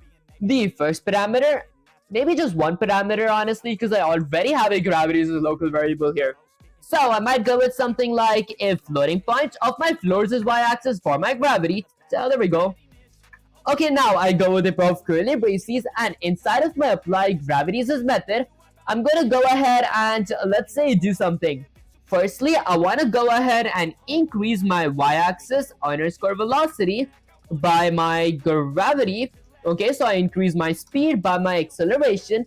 Then I increase my position, rect.y-axis is going to increase by my y-axis underscore velocity, ending with a semicolon. This simulates gravity speed increases by acceleration, then my position increases by my speed. Can you make a crypto from scratch in C++? Honestly, that sounds kind of fun. I might actually try that, but I haven't like done it before, so it might be a bit hard to start with. Okay, are you straight or gay? Honestly, I'm straight. I asked this because your hand movements and your accent is not normal. Guys, not normal is kind of crazy. I move my hands because like I feel it's a good practice to like move your hands when talking type stuff. And guys, I don't know much about my accent. I asked myself as well. That's the next step. I'm gonna go ahead and add a if statement that actually it's gonna check if my player is currently landing on my floor, because I don't want my player to fall infinitely. I want to like land at some point. So I'm gonna go with something like if my rect.y-axis, if my heroes is y-axis plus my rect.height plus my heroes' height is, let's say something like greater than or equal to my floors' y-axis, then I'm gonna go ahead and do something. I want to reset my rect.y-axis to be equal to, let's say something like my floors' y-axis minus my rect.height. This basically means my player is going to be standing above my floor. Okay, people weird as hell in chat, you're good for real. Honestly, I appreciate you, internet. That actually means the world to me, guys. I still want to make a game that actually sounds kind of cool. Good luck with that, internet. Okay, next time I'm gonna go ahead and end this with a semicolon. And then I'm just gonna be setting my y-axis underscore velocity to be equal to 0, because like whatchamacallit, why not? Because I don't want extra memory to be taken, or like my program to run more than it has to. If my y-axis velocity is 0, my player won't be pulled down anymore unless he does not jump up again. Okay, that's actually pretty much it for my apply gravity. Now, once I'm done with my apply gravity method, I'm gonna go ahead and create another method called something like boolean. It's gonna be a boolean variable of is on ground that checks if I'm currently on ground. But maybe I'm not gonna be adding that here, because like I don't think I should actually add that here. Hi doing, Son, I appreciate you joining the stream. That said, I'm gonna go ahead and create a jump method. This method is gonna help my player jump, because I do want to add a jump logic as well, where my player is going to be jumping from my window. So my jump method is going to be requiring a floating point parameter of power, and then I go with a pair of curly braces. Now I'm going to be setting my y-axis underscore velocity to be equal to my negative jump power, ending with a semicolon. What this means is if I hit jump, my player's position or my player is gonna go upwards. That simulates like a jump type stuff. And that's pretty much it for my physics bodies class. Now let's go ahead and inherit all the public content from my physics bodies classes. Well, can I just paste it here? Never mind, guys. Let's go with Control Shift Z. I'm gonna go with something like physics a body. There we go. Now, I'm going to be adding a constructor for my physics bodies class, because I do inherit from them. So I'm going to go with something like a colon here. And then add a constructor for my physics body. Okay, and then I go with a pair of parentheses. Now, my physics bodies constructor does require, let's say, a few parameters. It requires x-axis, which in this case is going to be set to 100. Y-axis, which is going to be set to 100. My width is going to be set to something like a 0, and height is going to be set to 0, because like my width and height is my textures is width and height, so I might not even need my width and height variables here. There we go, guys. I might just need 3 parameters here and not my width and height, so I'm going to delete the 0 and 0. Instead, I want to set something like my scale. My scale is going to be equal to my scale parameter, and that should like conclude everything here. Why do I see red underlines up here? Let me think. Okay, so I add a pair of curly braces. Let's go with a bunch of Control C's. I add a space. Okay, now the reason I see a red underline here could be because hero texture is ambiguous. Should I go with something like my entity class? Why do I see red underlines? I could use it before. I used it like perfectly before, guys. Well, maybe because I probably gotta add a constructor for my entity class as well. Okay, that does not require any parameters. I'm just gonna go with a comma. Maybe I do gotta add a pair of parentheses here. Okay, I added an entity class, but my entity class does not require any parameters. So practically speaking, I wouldn't need a constructor for it. Although, why is my texture having a red underline here now? I have my texture here, I have rect here, my texture and rect, I can use it. Hero texture is ambiguous. Guys, what does ambiguous mean? Let me actually check. Okay, what does ambiguous mean, question mark? Let's see. Okay, adjective of language open to more than one interpretations having... guys, let me actually increase, I can't read a thing. There we go. Okay, let's scroll this here. Having more than one interpretation, having a double. Okay, synonyms could be arguable. I did not understand anything thinking about that. Let me just decrease this from here. There we go. Okay, let's think. Why can't I use my texture anymore if I inherit from my physics bodies class? Okay, my physics bodies class inherits from my entities class. That does not require entities as parameter. I do require my entities as gravity, x-axis, y-axis. Why can't my hero class inherit? Let me think, guys. Is there something that I'm missing here? Texture is spelled correct, rect is spelled correct. It's not my spelling. Something is... It should work. Let's see, so my texture is equal to my image underscore load texture. What if I add a constructor for my entity class? Here, wait. I have protected data members, so I should be having access to those parameters here, right? Okay, maybe. Why can't I actually add parameters? Let me hit Control S to save the code and run the command. I want to see where I get a error. Okay, let's see. Let me go ahead and cancel this part. It says ambiguous access of texture, ambiguous access of texture, ambiguous access of a rect. Hero texture is ambiguous. My hero's is texture. What does ambiguous even mean, guys? Hold on, maybe what if I go with something like my entity class? Okay, with 2 colons of texture. That works. Do I have to really do it like this though? Does this make sense? Google the error. Okay, guys, does this make sense? Ambiguous texture. And then let's go with something like entity rect. Okay, seriously? Guys, does this actually make sense if I go like this? Okay, let's go with something like an ampersand. Okay, that didn't work. Let's go with something like I mean, I get the exact value from my class. This wouldn't make sense, guys. Hold on, let's go with a bunch of control Z's. I might actually look it up, guys. Okay, let's go ahead and end that. Go with Control Shift Z here. Now, let's go with something like a Control C. Copy that. Let's go with some CSR here. Let's go ahead and paste this. Go with Shift Enter, and let's see something like, say, this is my code. So far, I haven't completed it, but I get a red underline in my texture and rexes, or let's say something like data members. It says ambiguous texture question mark. Okay, let's see. Ampersand before entity. I actually did that though, it didn't work. Like, I went with something like, let's go with something like ampersand entity. Okay, with 2 colons.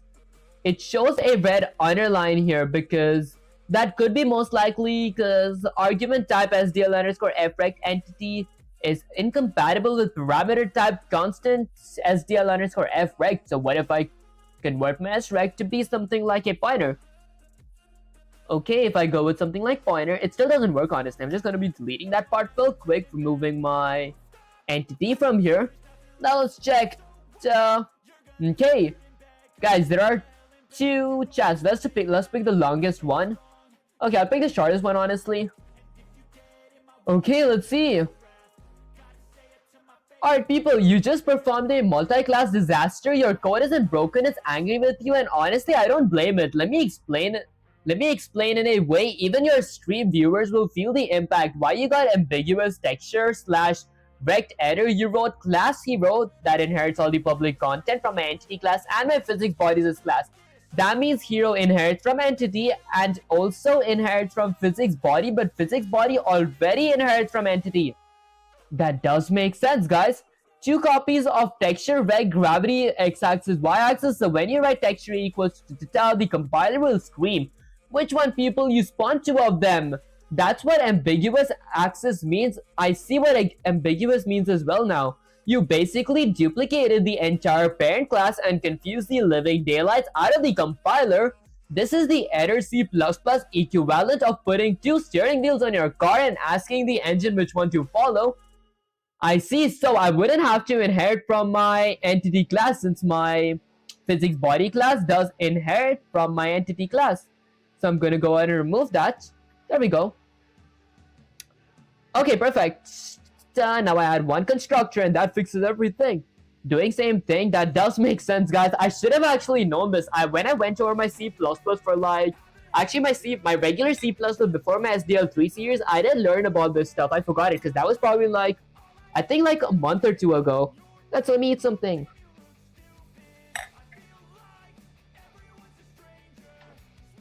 Okay, and guys, that's pretty much it. It saved me so much time here right now. I just have a draw method for my hero that I could honestly, okay, let me remove the hero from here. I'm gonna be pasting my heroes' class. up to my physics bodies as construct class as well. So I'm gonna go ahead and paste it because like why not?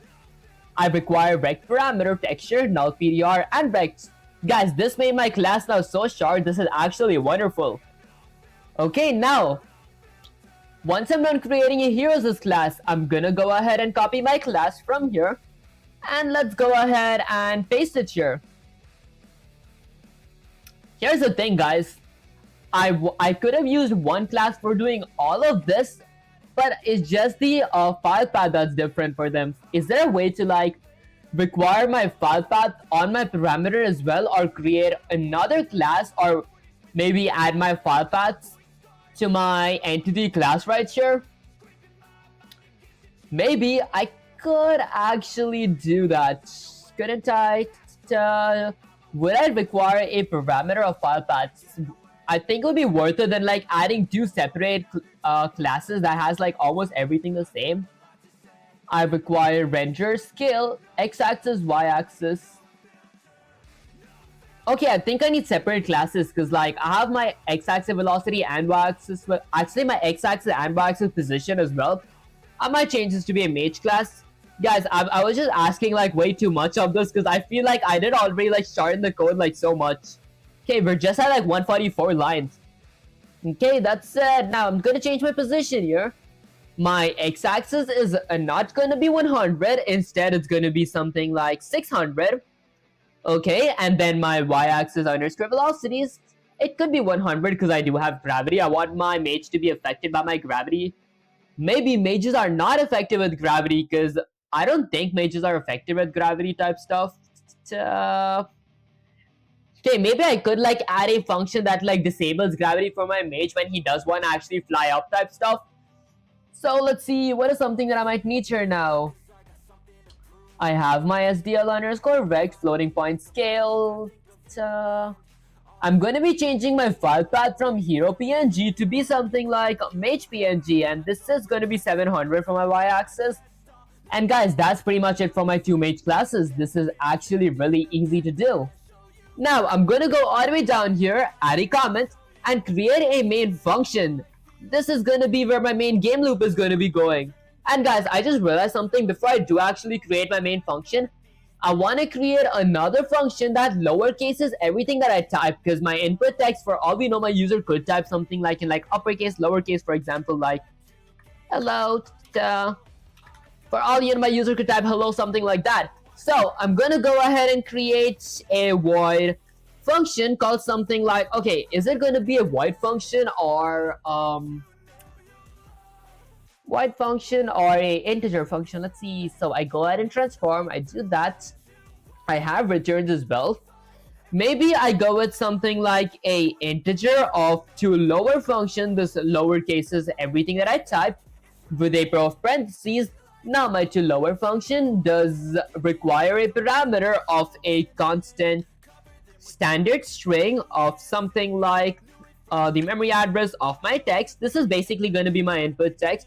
Your mage and hero could be the same class. The constructor can file path as an argument. That does make sense. I didn't like think of that when I was actually doing this part, but I like left my hero and my mage class as separate stuff because later on I do want to add separate attributes to my hero and like separate attributes for my mage as well. So that would kind of complicate stuff. For the time being, I do want to leave them as separate classes, so I just want to display them on the screen without having any automate methods and all that stuff. Speaking of automate methods, guys, my hero class might need methods that actually move them using key controls. My mage class might need methods that automate my mage. Okay, you can take that. Does actually make sense though. If both my classes would require the same attributes, then I might actually do that stuff. That's enough for my two lowers class. I'm going to go ahead and add a pair of curly braces. Now, I'm going to do something inside of my class here. Let's see, what would I need? Let's see. To lower class, I require a constructor of a standard string text. Now, I'm going to go ahead and include the algorithms library as well, because you do need that to like lowercase whatever you write. So I'm going to go ahead and go with something like hashtag include a pair of ankle braces. There we go. Let's say I want to include algorithm. Now I'm going to use the standard transforms function with a pair of parentheses. I think it's FORM. There we go. Now my standard transforms function is going to be requiring three iterables. Is it called like three iterables, or I think it's like three? Okay, I think it's three iterables and one function. My iterables is going to be something like my text dot begin, where my text begins. Okay, and then I'm going to go with something like my text dot end, where my text ends. And lastly, I'm going to go with something like text dot begin, where is my text going to be located inside of my console. And then once I'm done with those, I'm going to add another comma. I added my three iterables. I need a function as well. I might use a lambda function because that is like a one-line function, kind of small.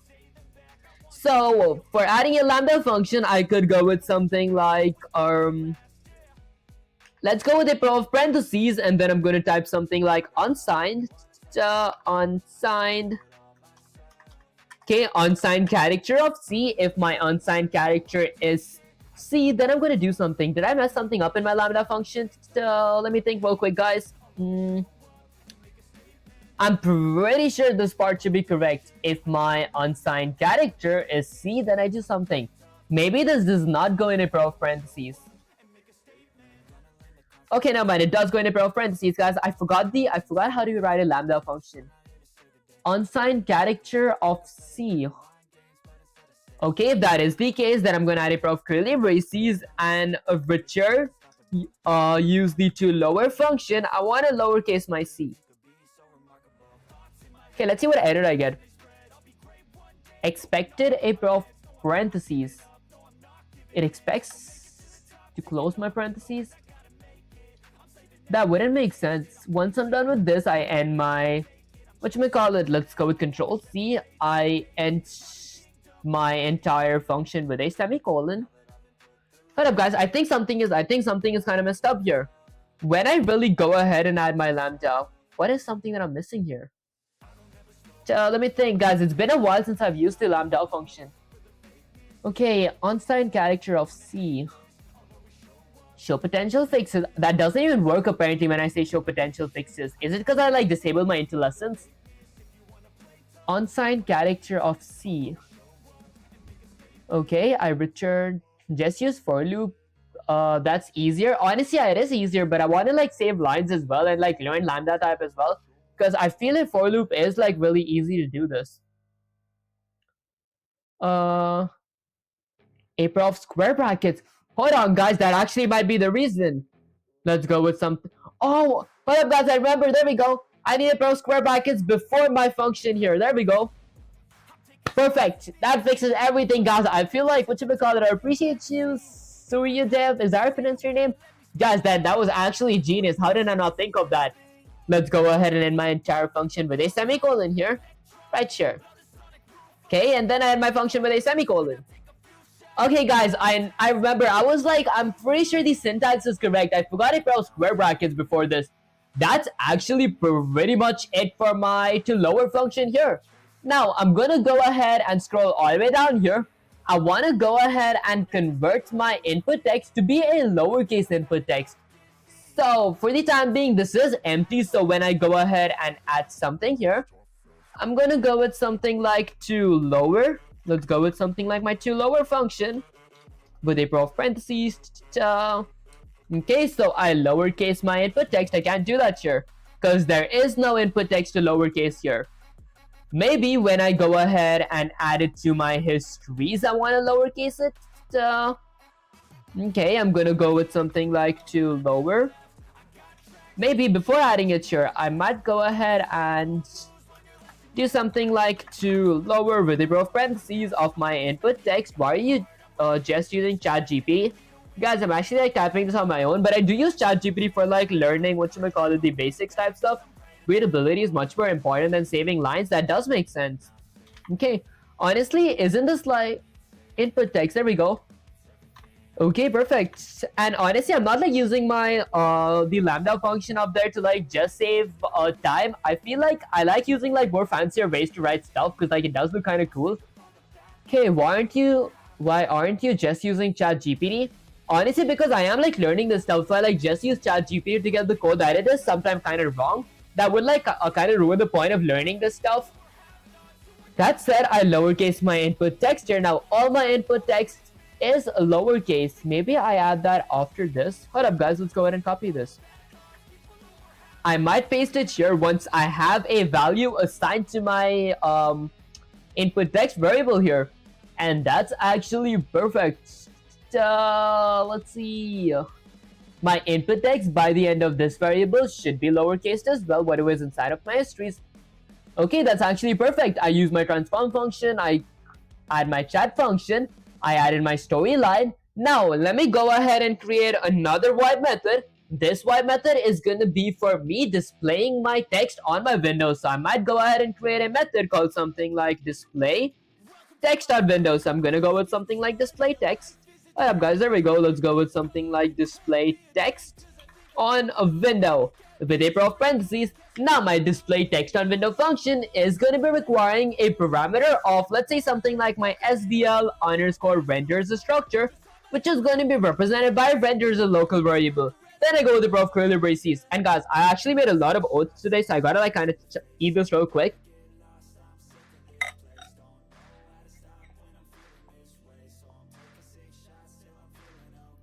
Okay, perfect. I hope it's not like stuck all over my mouth.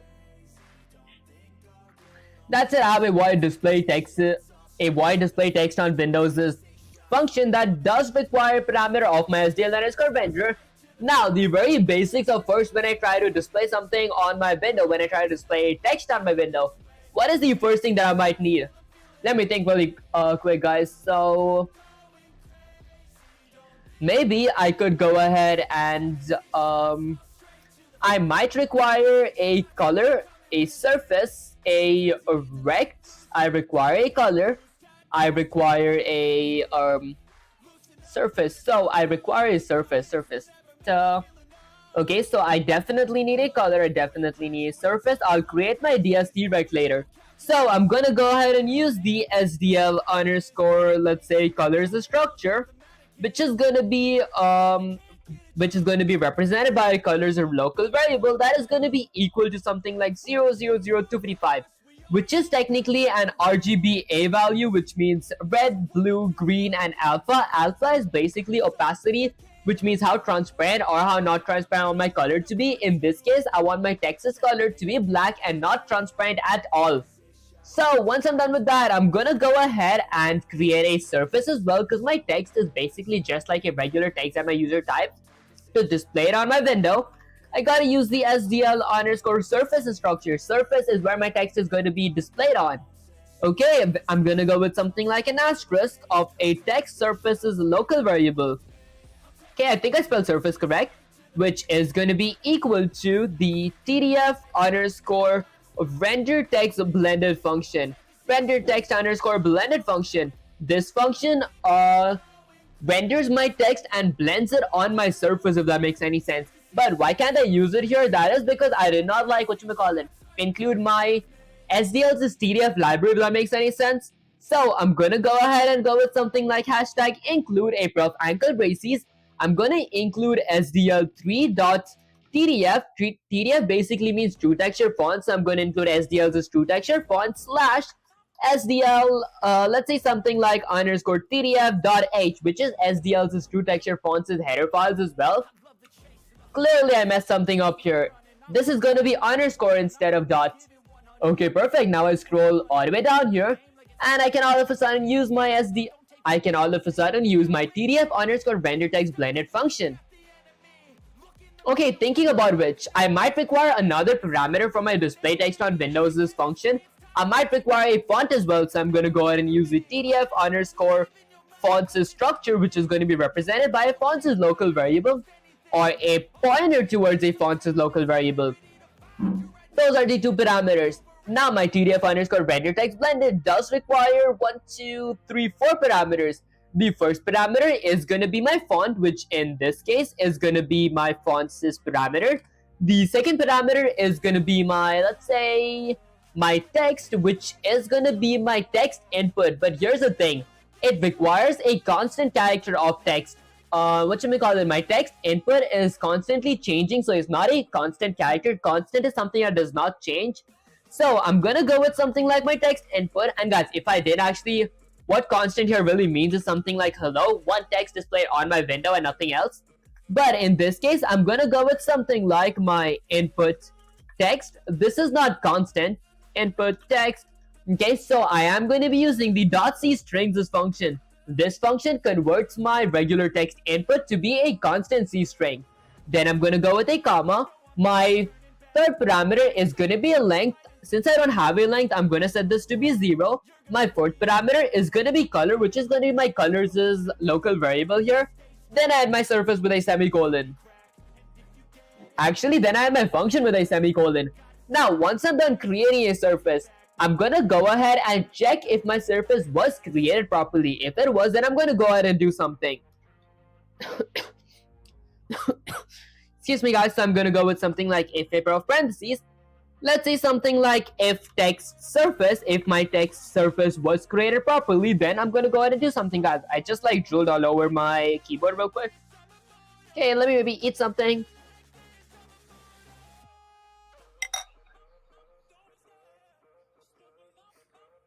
I wish like I had a napkin or something. I feel like my lips is way too messy right now.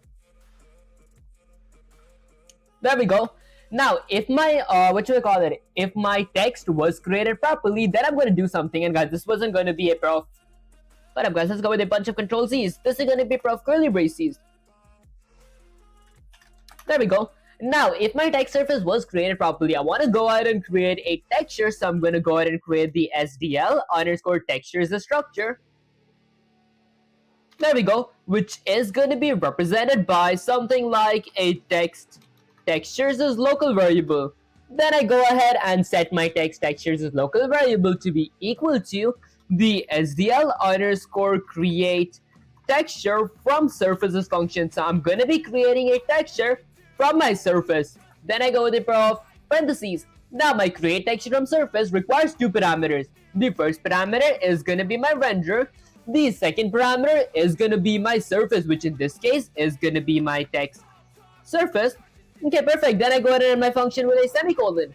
Alright, once I'm done creating my surface, I'm going to go ahead and get my surface or get my textures as width and height because I don't want like magic numbers for my texture type stuff. So I'm going to go ahead and go with something like a floating point of textures as width and create a floating point of textures as height variable ending with a semicolon. Once I'm done with that, I'm going to go ahead and use the SDL underscore the get texture size. This function gets my textures size, which in this case is my text's size.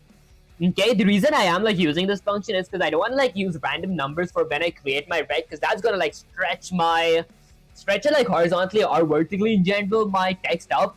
Okay, now my get texture size function requires three parameters. The first parameter is going to be my text's texture or my texture in general. There we go. The second parameter is going to be the memory address of my textures is width. And the third parameter is going to be the memory address of my textures is height ending with a semicolon. Once I'm done with this, I'm going to go ahead and draw my texture on my screen. To do that, I could go ahead and use the SDL underscore the render texture function.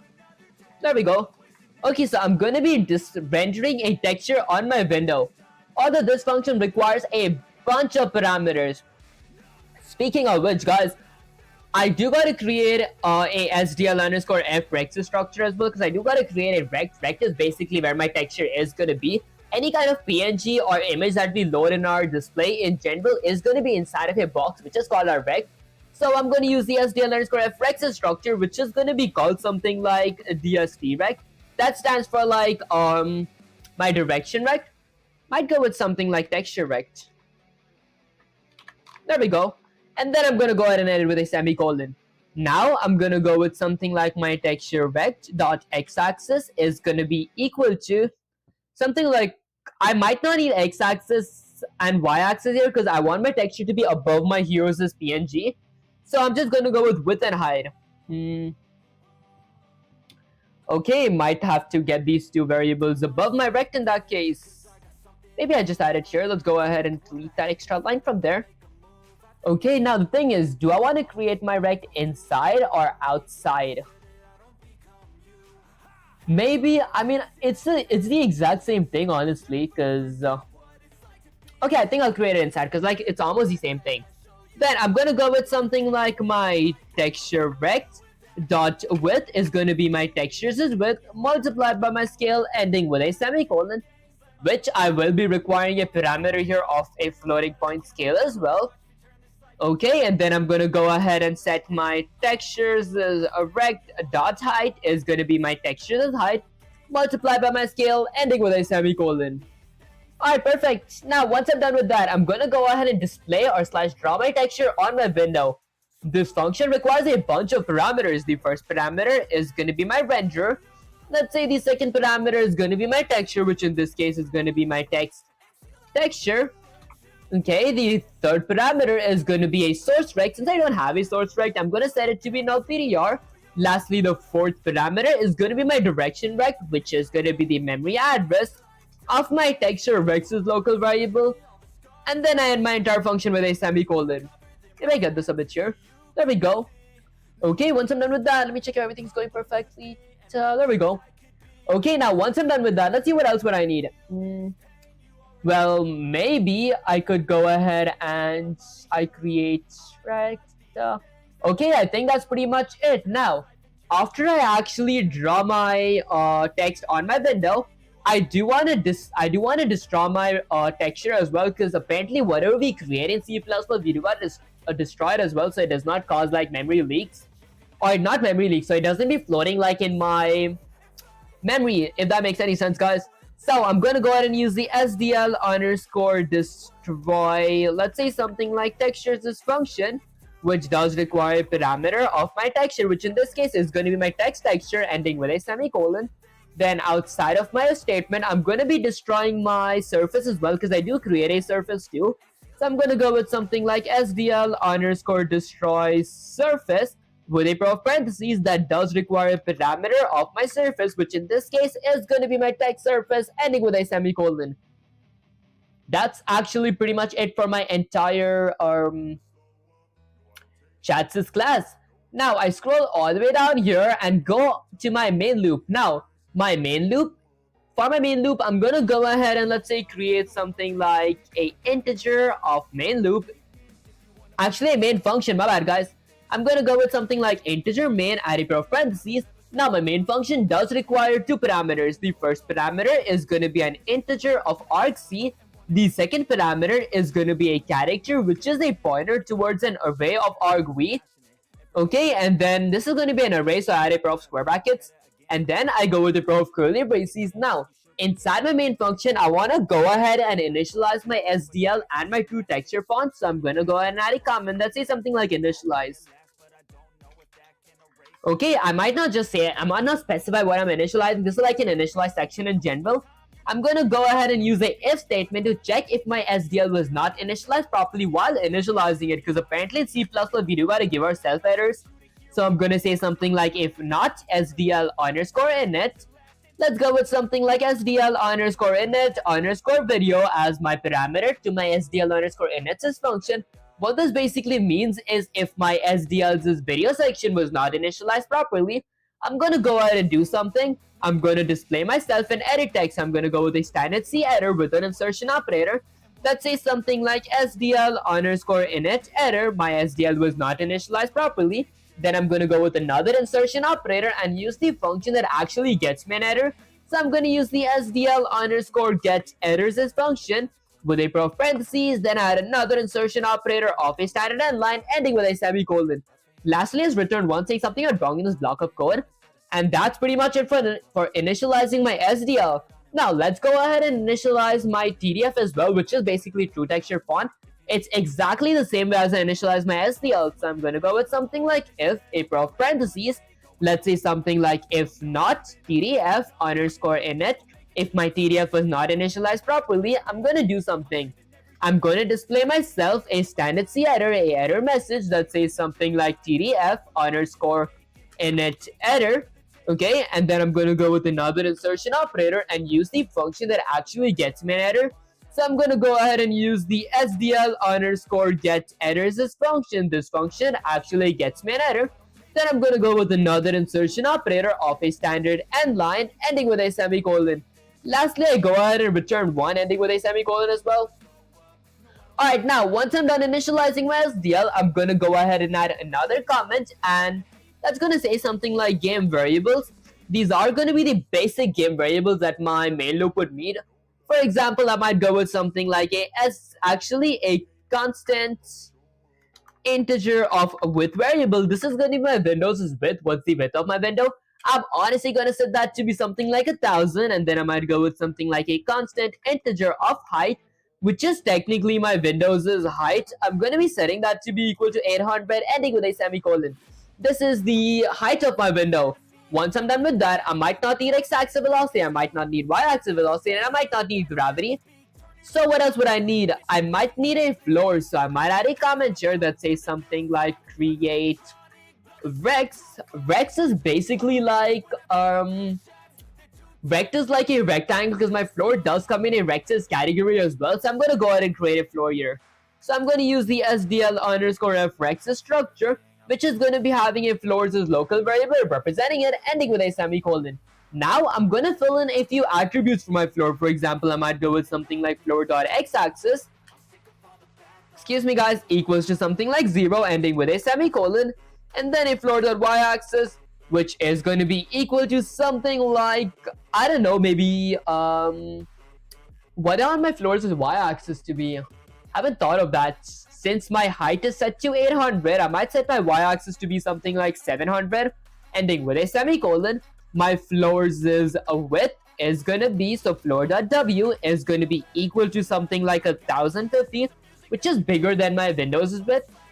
I might go with something like my width plus, let's say something like 50, ending with a semicolon.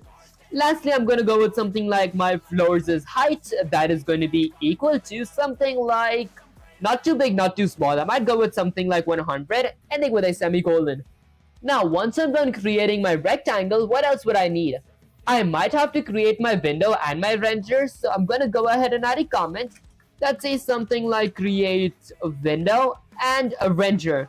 And since I am going to be creating both my window and my renderer at the same time, I gotta create two local pointers. For example, my first local pointer is going to be representing my SDL underscore windows structure. I'm going to be calling my pointer something like window, which is going to be set to null PDR for the time being. That is a placeholder for pointers. And then I'm going to do the same thing for my renderer. So I'm going to use the SDL underscore renderers structure that consists of all my renderers attributes. And my renderers structure is going to be represented by a renderers pointer, which is going to be equal to null PDR, ending with a semicolon. Okay, and that's pretty much it for the two pointers that I would need. After I'm done with this, I'm going to go ahead and use the function that actually creates both my window and my renderer at the same time. To do that, I could go ahead and use the SDL underscore create a window and renderers function. This function creates both my window and my renderer at the same time, but it does require a few parameters. Okay guys, I take that back. It requires a bunch of parameters. The first parameter is going to be a title / a caption for my window, which in this case I might set it to be something like SDL3, I don't know, maybe window created. Okay, and then I'm going to add a comma. The second and third parameter is going to be my window's width and my window's height, which in this case I'm going to set it to be my width variable. Okay, and my height variable. Lastly, the fourth parameter is going to be a flag for my window. If you guys don't want to add a flag, you guys could go with 0, but I do want to add a flag that makes my window resizable. So I'm going to go ahead and use the SDL underscore window underscore resizable function. There we go. This function makes my window resizable. I think I spelled resizable wrong, guys. There we go. Okay, lastly, the fifth and sixth parameter is going to be the memory address of my Windows local variable and the memory address of my render's local variable. So I might go with the address of operator window and the address of operator for renderer. Okay, and that's pretty much it. Now I'm going to go ahead and end my entire function with a semicolon. Now that I'm done creating both my window and my renderer at the same time, I am going to be using an if statement to check if they were not created properly, because apparently in C++ we do got to give ourselves headers. So I could go ahead and add an if statement that checks something like if not window, if my window was not created properly, or not a renderer, if my renderer was not created properly. Then I'm gonna go ahead and do something. Firstly, I'm gonna be displaying a error text. I'm gonna go with a standard C error with an insertion operator that says something like SDL underscore create. Maybe I add this in a new line because the error text is kind of big. Shouldn't width and height be not constant? The window is resizable. Honestly, guys, that is actually a really fair point. Why haven't I like thought of that? Guys, that's actually kind of genius. I might actually not keep them to be like constant width and height. Okay, no wonder when I like actually resize my window, my floor doesn't increase.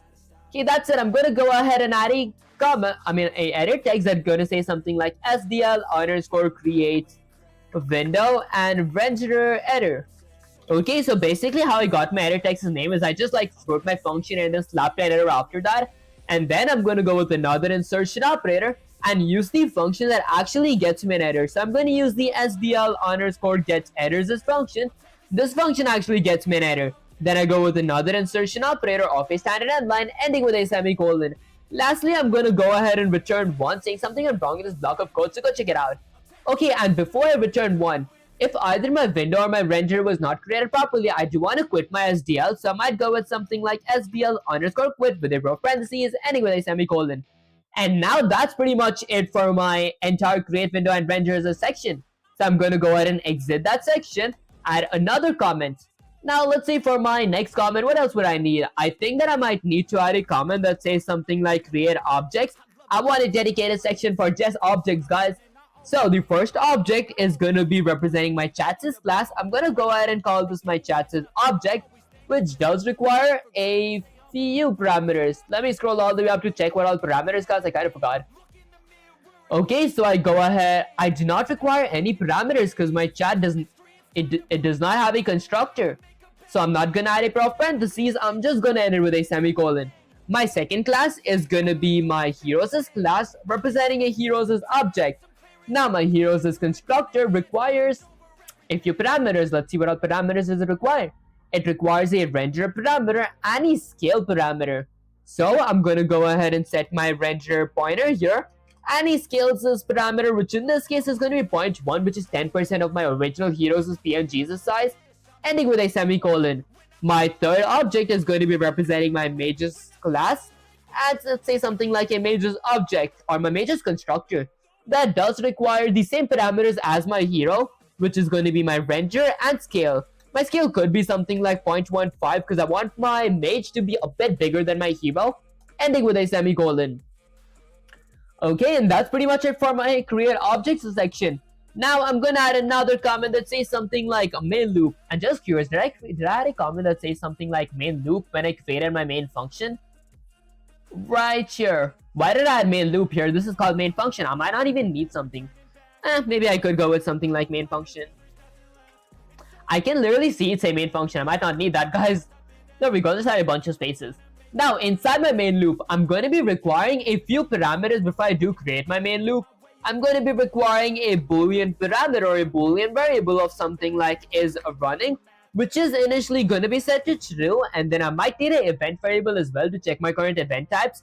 So I might go ahead and use the SDL underscore events structure, which is going to be represented by events as local variable ending with a semicolon.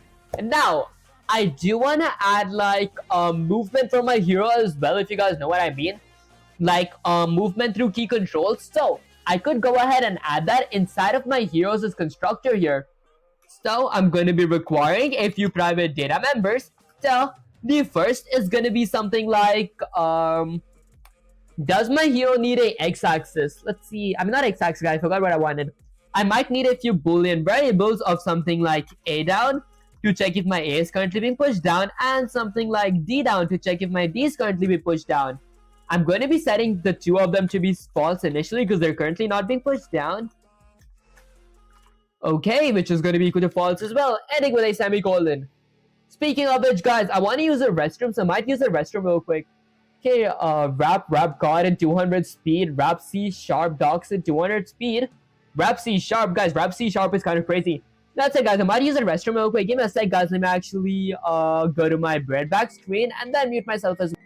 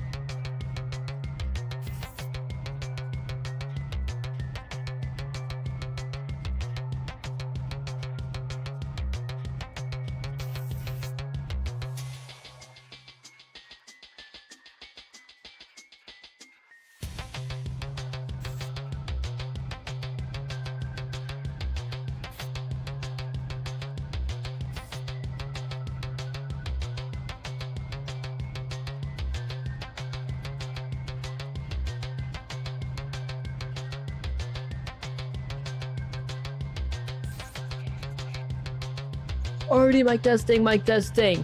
Okay, let me go to my gameplay screen. Alright, perfect. Let me actually, call it? Put my mic back on. There we go. Okay, am I actually audible? Let me actually check. Let's extend that from there.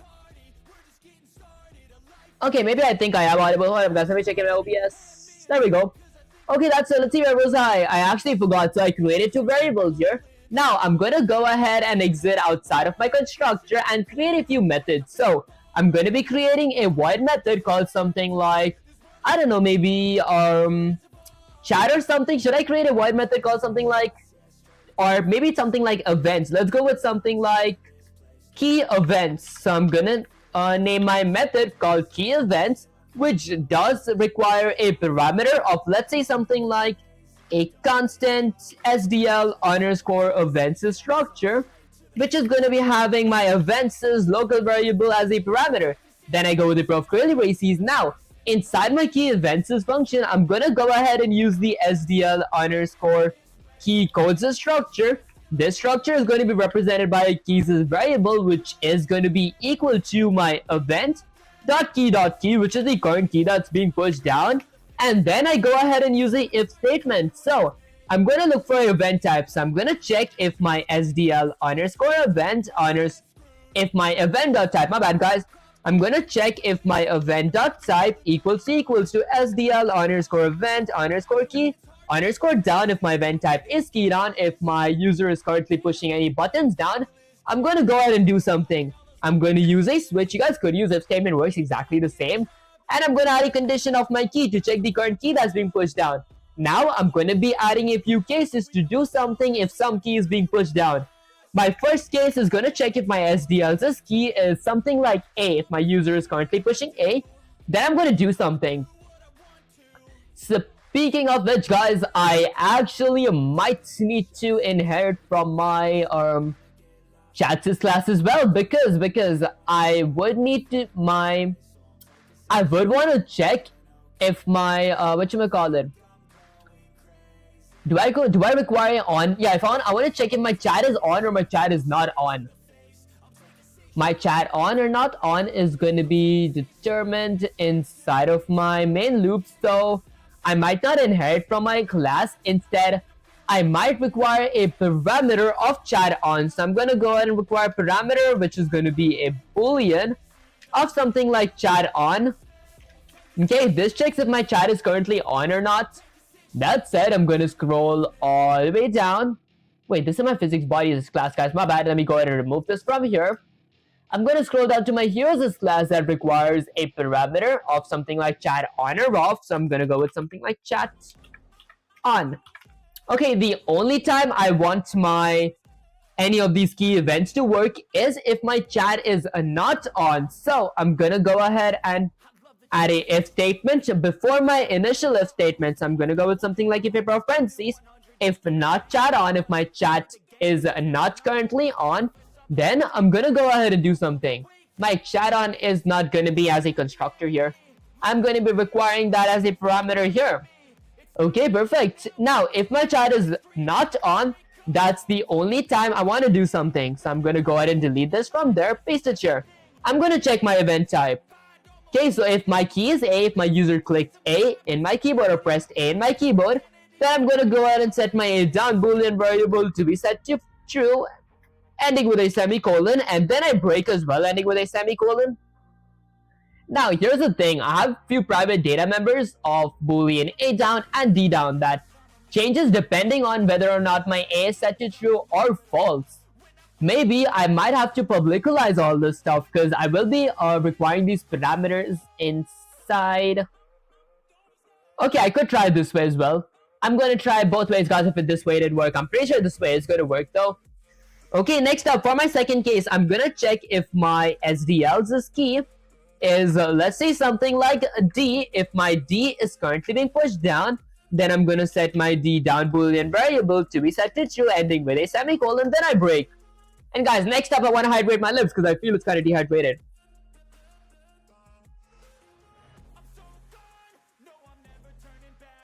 Okay, perfect.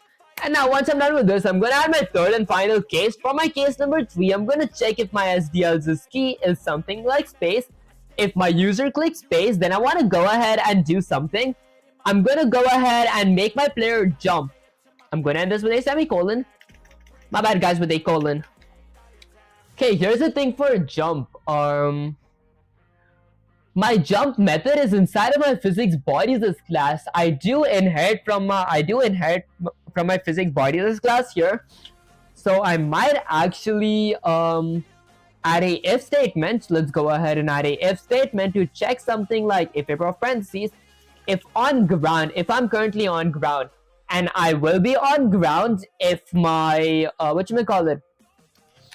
if this condition is met, that means I am on ground. So I'm gonna go ahead and copy that.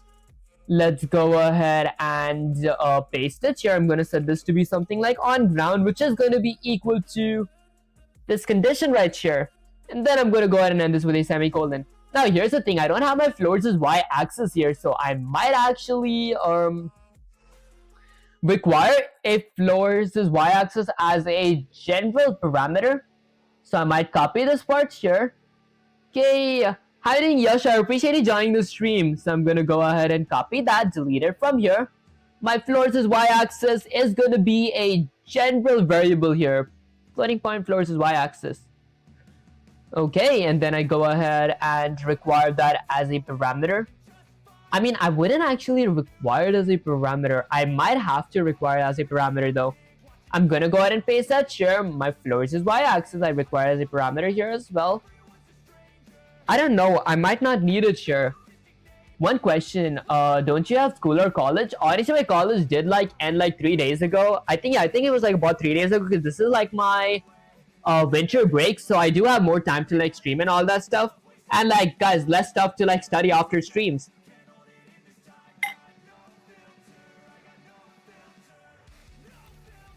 Okay, now let's see. I added a floors as y-axis here, but I don't have a variable. Maybe I go ahead and oh guys, I'm kind of stupid. Let's copy this variable. I'm gonna go ahead and paste the variable somewhere up here. So I'm gonna go ahead and paste that here. Okay, so on ground is going to be initially set to false, ending with a semicolon. And once I apply gravity, I'm going to be setting my on ground to be false here. So I'm going to go ahead and paste this here. My on ground equals to this condition.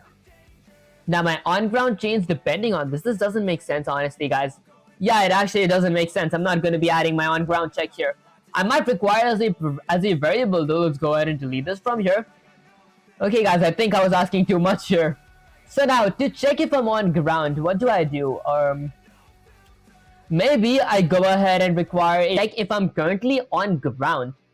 That I do here. So if I am on ground, that's when I want my player to be jumping upwards. So I'm gonna go ahead and use my jump function that requires a parameter of power, which is going to be 12, which means my player is going to be jumping upwards in negative 12, because if I go to my jump method here, I set my y-axis velocity to be negative power.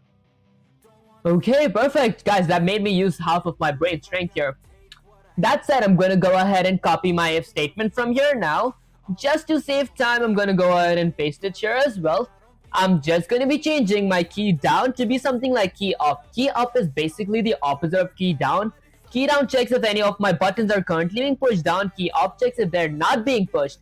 If these buttons are not being pushed down, which means I set my A down and D down to be false, then I go ahead and end this case as well, because I wouldn't need my case anymore here.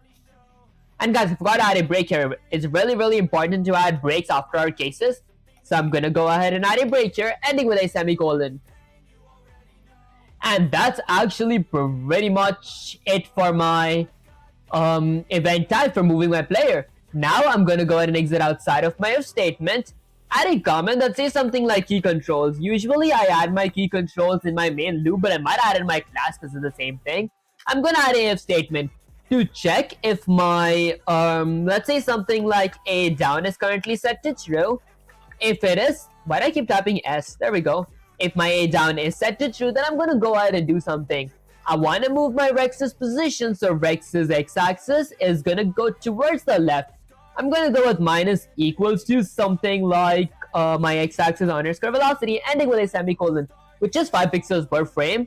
And then I go ahead and add another if statement that checks something like for my D down. So if my D down is set to true, then I'm going to go ahead and set my Rex dot, let's say something like x-axis to increase by my x-axis underscore velocity ending with a semicolon. My player goes towards the right. That's pretty much it for my key controls. I didn't add clamping yet, guys. Should I add clamping? I don't know. Maybe I'll add clamping in a bit.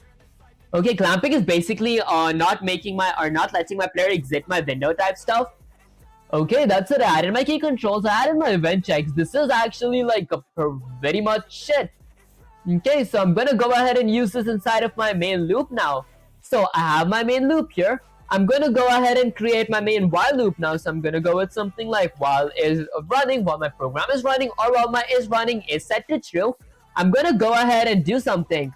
Firstly, let's go ahead and add a comment that says something like event loop. Event loop is going to be where my main game events actually run. So my event loop is going to be a while loop inside of a while loop, also known as a nested loop or a nested while loop. And my event loop is going to be requiring a parameter of the SDL underscore poll events function. And my SDL underscore poll events function does require a parameter of the memory address of my event variable. Basically, what the SDL underscore poll events function does is it like looks for all the functions that I'm going to be looking for inside of my while loop. And if any of those functions is met, it does what I tell it to do. For example, I could go with something like if a parentheses, let's say something like if my event.type equals to SDL underscore event underscore quit. If my event type is quit, if my user click the top right X button to exit my window, I want to do something. I want to go ahead and set my is running boolean variable to be false, ending with a semicolon. That ends my entire while loop here. And once I'm done with that, I want to eat some oats because I feel like I'm kind of starving. What up, guys?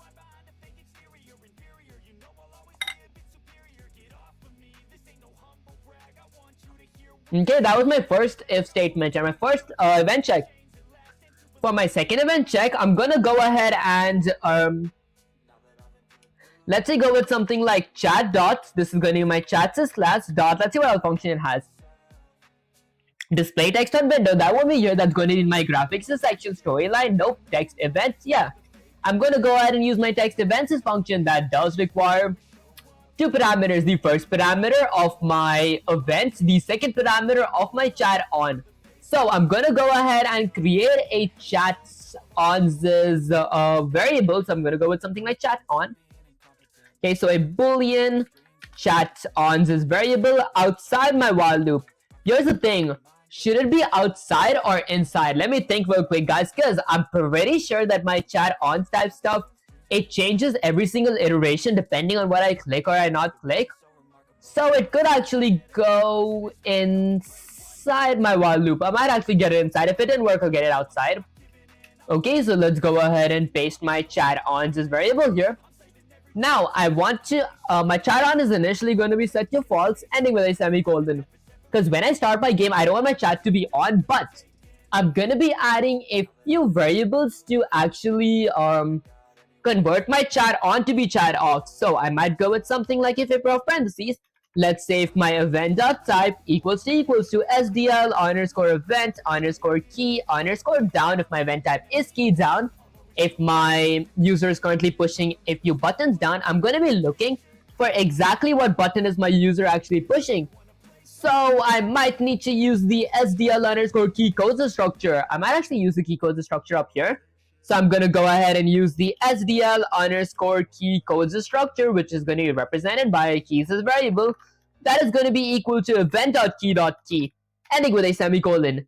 Now, inside my if statement, I'm going to be adding a switch, which is going to be looking for a condition of my key. The keys condition looks for any key that's currently being pushed down on my keyboard. I will be using cases to check whether or not, let's say something like left shift and right shift is pressed. If any of those shifts is pressed, I change my chat on to be false or true depending on that. First, I could go with something like if my SDL's key is, let's say something like left shift, I'm gonna go with L shift. Then I'm gonna go ahead and do something. This is gonna be SDL's key. There we go. Okay, then I'm gonna go ahead and do something. I wanna go ahead and set my chat on boolean variable to be equal to true. I want to turn my chat on if my left shift is being pushed, ending with a semicolon. Excuse me guys, then I break.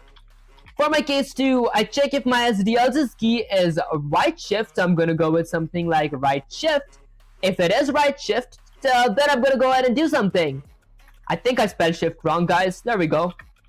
Okay, I'm gonna go ahead and end it with a semicolon, actually with a colon. Then set my chat on boolean variable to be something like false, ending with a semicolon. Then I break, ending with a semicolon. What are you programming? Honestly, today I am actually, working on AI-based text logic in SDL3 using C++, which basically means in my chat class, I have a whole storyline depending on whether my NPC is going to be angry, happy, or neutral. Depending on that, when I say him something, or like when we chat, he responds according to what I tell him, if that makes any sense, guys. I don't think that made sense, guys. That's it. Now let me go ahead and scroll all the way down here. Where was I at? I actually forgot. There we go, under my game variables right here. Now, this check, it converts my chat on to be either true or either false. So now I could go ahead and add my event variable right here and my chat on variable here.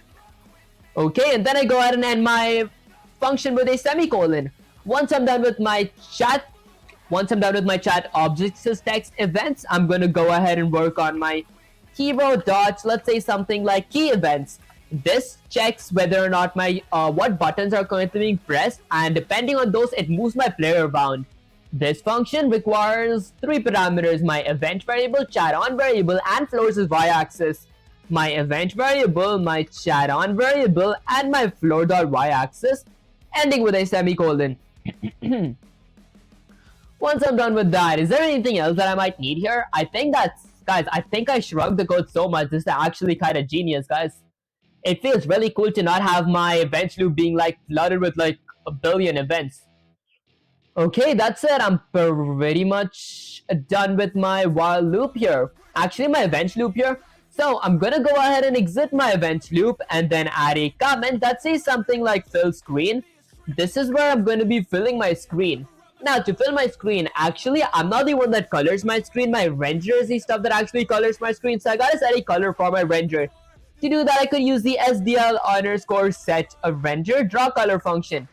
What this function actually does is it like sets my render to draw a color, and it does require 5 parameters. The first parameter is going to be my render. The second, third, and fourth parameter is going to be an RGB value, which in this case I want it to be 0, 248, and 255. That is basically the RGB for cyan.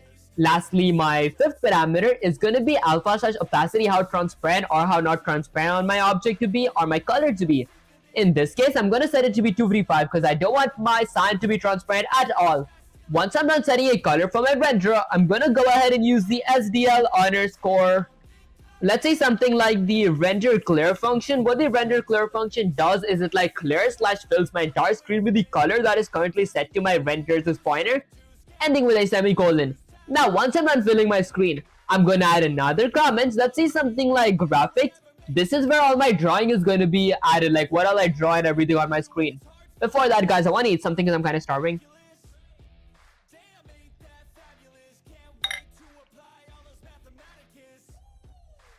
Guys, I feel like my voice is like so cold right now.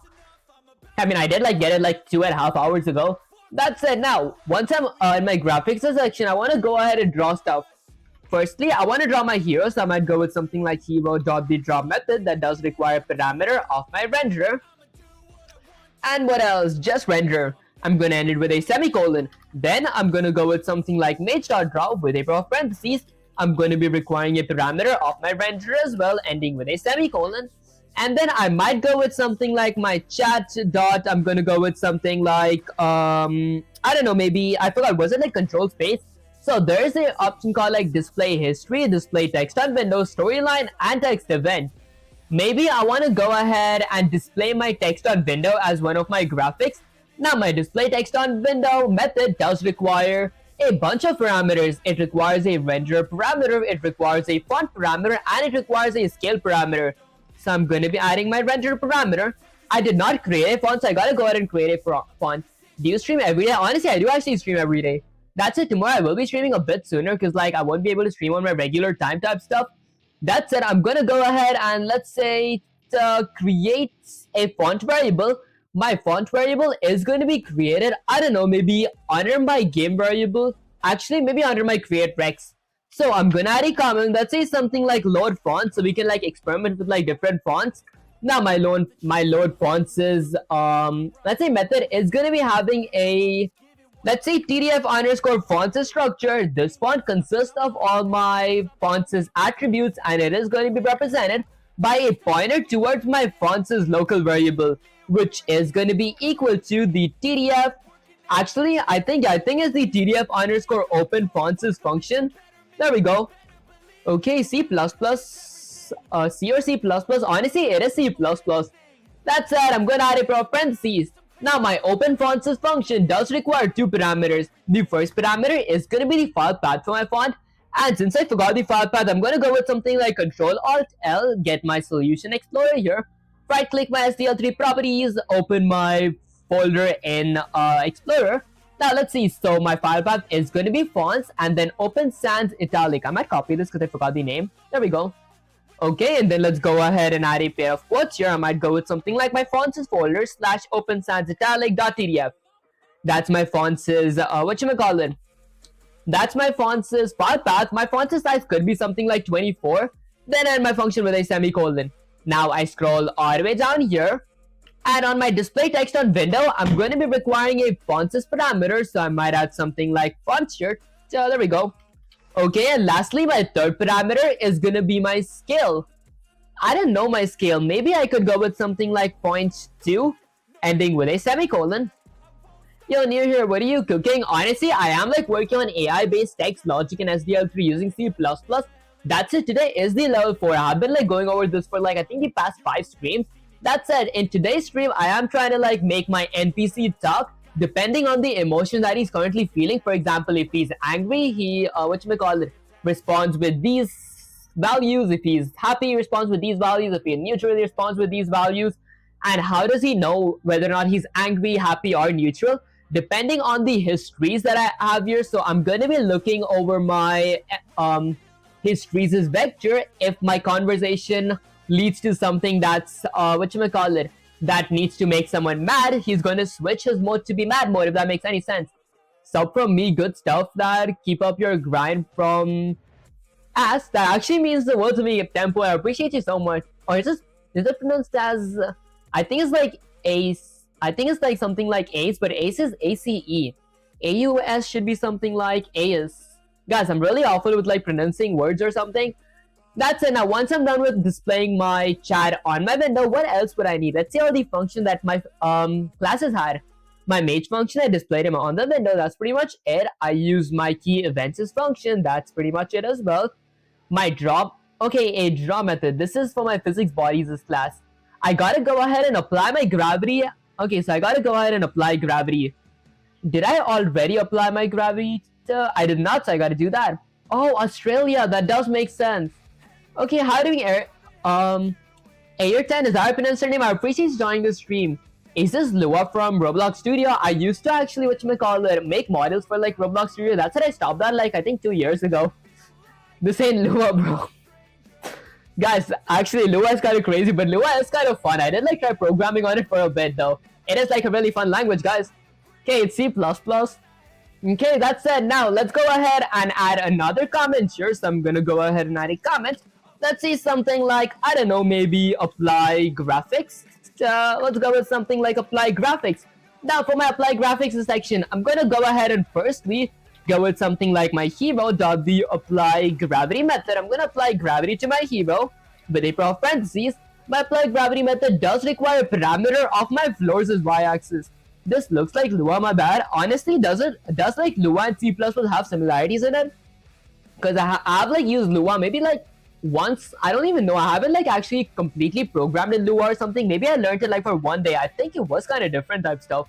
That said, once I'm done applying my gravity, let's see what else would I need. Let's scroll all the way up to my heroes class. I have actually my physics bodies class. I have applied gravity, I have jump that is being used, I have draw, so I've honestly used every single thing here.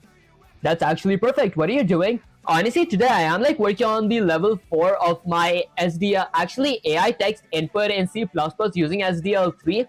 Today I'm working on, whatchamacallit, making my NPC reply depending on my storyline here. Like if he's angry, he responds with these values. If he's happy, he responds with these values. And if he's neutral, not angry, not happy, he responds with these values. Are you programming a game? Something like that, honestly. I'm working on like the AI logic on it, but eventually once my C++ for 100-day series is over, I'm going to be using Python and C++ together.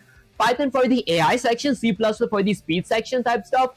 That's let's scroll all the way down here. Let's see, is there something that I'm missing now? I think I did almost everything. I applied my gravity here, I added my graphics here. So that's pretty much it. Now I'm gonna go ahead and present it. So I'm gonna go with something like present. Okay, so now I'm going to be presenting my render on my screen. To do that, I could use the SDL_render present function. If I didn't present my render on my screen, if my screen wouldn't have any color type stuff, this does require a parameter of my render ending with a semicolon. Next up, I might have to add FPS as well. FPS is basically frames per second. Damn cool. Honestly, it does sound kind of cool. Okay, bro, you don't need to tell everyone what you're doing each time in detail. That does make sense, guys. I shouldn't actually say that every single time. That said, I'm going to go ahead and create FPS. Now, for my FPS, I could use the SDL_delays function that does require a parameter in milliseconds. I will be going with 16 milliseconds because that is technically 60 frames per second. That's it. This is pretty much it. Now, I'm going to go ahead and exit outside of my main loop. And let's see. So this is going to be a legitimate game. Yeah, honestly, that kind of stuff is just for like a game logic type stuff. I will be adding collisions later on as well. Okay, it's okay. People will be joining every minute. That does make sense, guys. That's the next step. Once I'm done with all my main loop content, I'm going to add a comment that says cleanup outside my main loop. Cleanup is going to be once my user exits the window. Firstly, I want to destroy my window. So I'm going to use the SDL_destroy windows function with a parentheses that does require a windows parameter ending with a semicolon.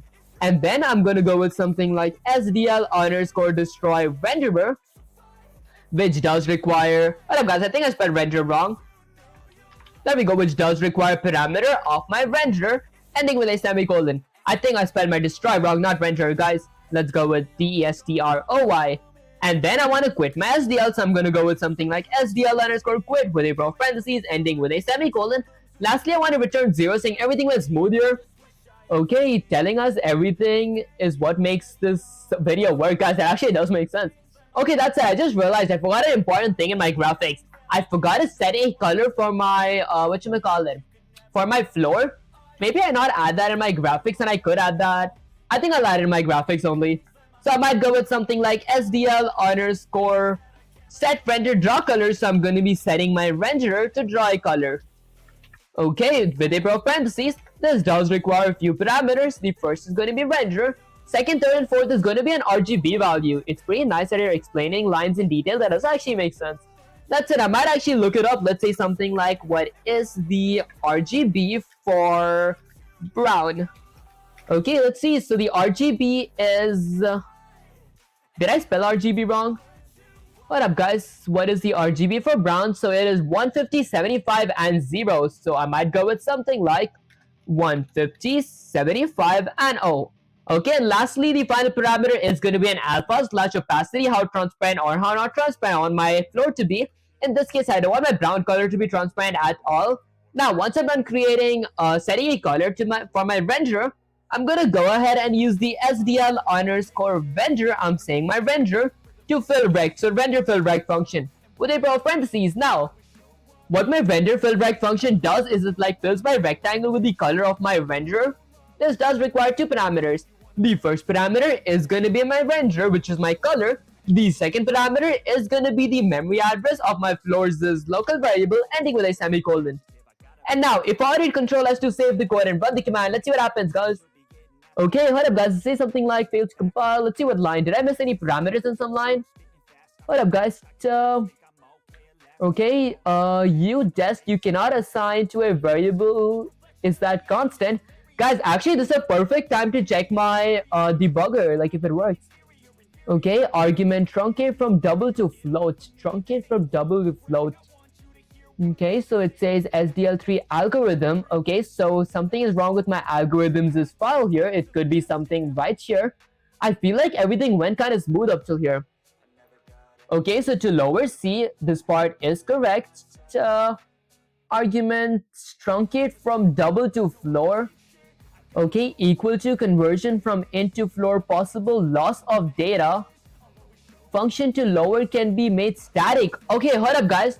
I think I went through this error before as well. Function to lower right here can be made static. So additional functions can be generated for this type. So to fix that, should I actually remove my constant from here? Okay, that's constant STL underscore event. Probably just typo or something. Now guys, that does make sense. This is like one of the most alpha-less things that happens. Okay, if I did control is to save the code and run the command, let's see what happens. Okay, so it says building project, SDL3 project failed. Okay, so it says conversion, loss of data. Okay guys, this is the perfect time to use my debugger. Let me try my debugging skills, even though this is like the first time I'll be using it. Okay, let's start debugging. Okay, is this what debugging actually does? Okay, so it says to lower, return a value. Oh, I see. Okay, hold up guys. I gotta go ahead and return my texture. If I didn't want to do that, I could go ahead and set this to be something like void. There we go. My void method did not return anything. Okay, since this can be void, I'm gonna go ahead and return something here. Let's go ahead and return my text. Okay, ending with a semicolon. I return my text here, so it should actually work. This is going to be something like a constant standard string of text. Did I spell my text something wrong? Okay, I mean, it is an integer, right? I do return something. Hold on, guys. Let's go with something like an iris of operator and then a return. Okay, wait. Is something wrong in this part? Why can't I use my text here to return?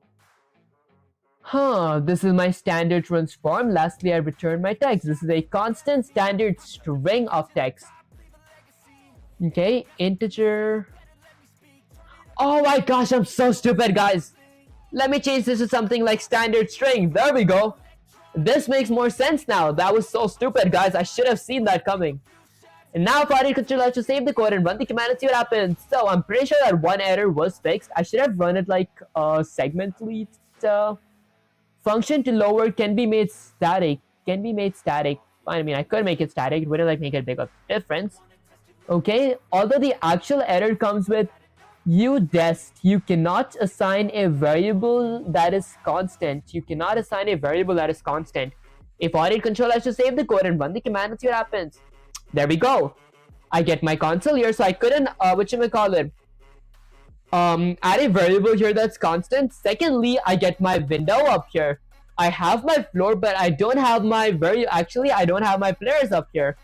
If I would hit right shift, type something like hello, hit enter, it does not display my console, so I am missing a few tiny functions up here.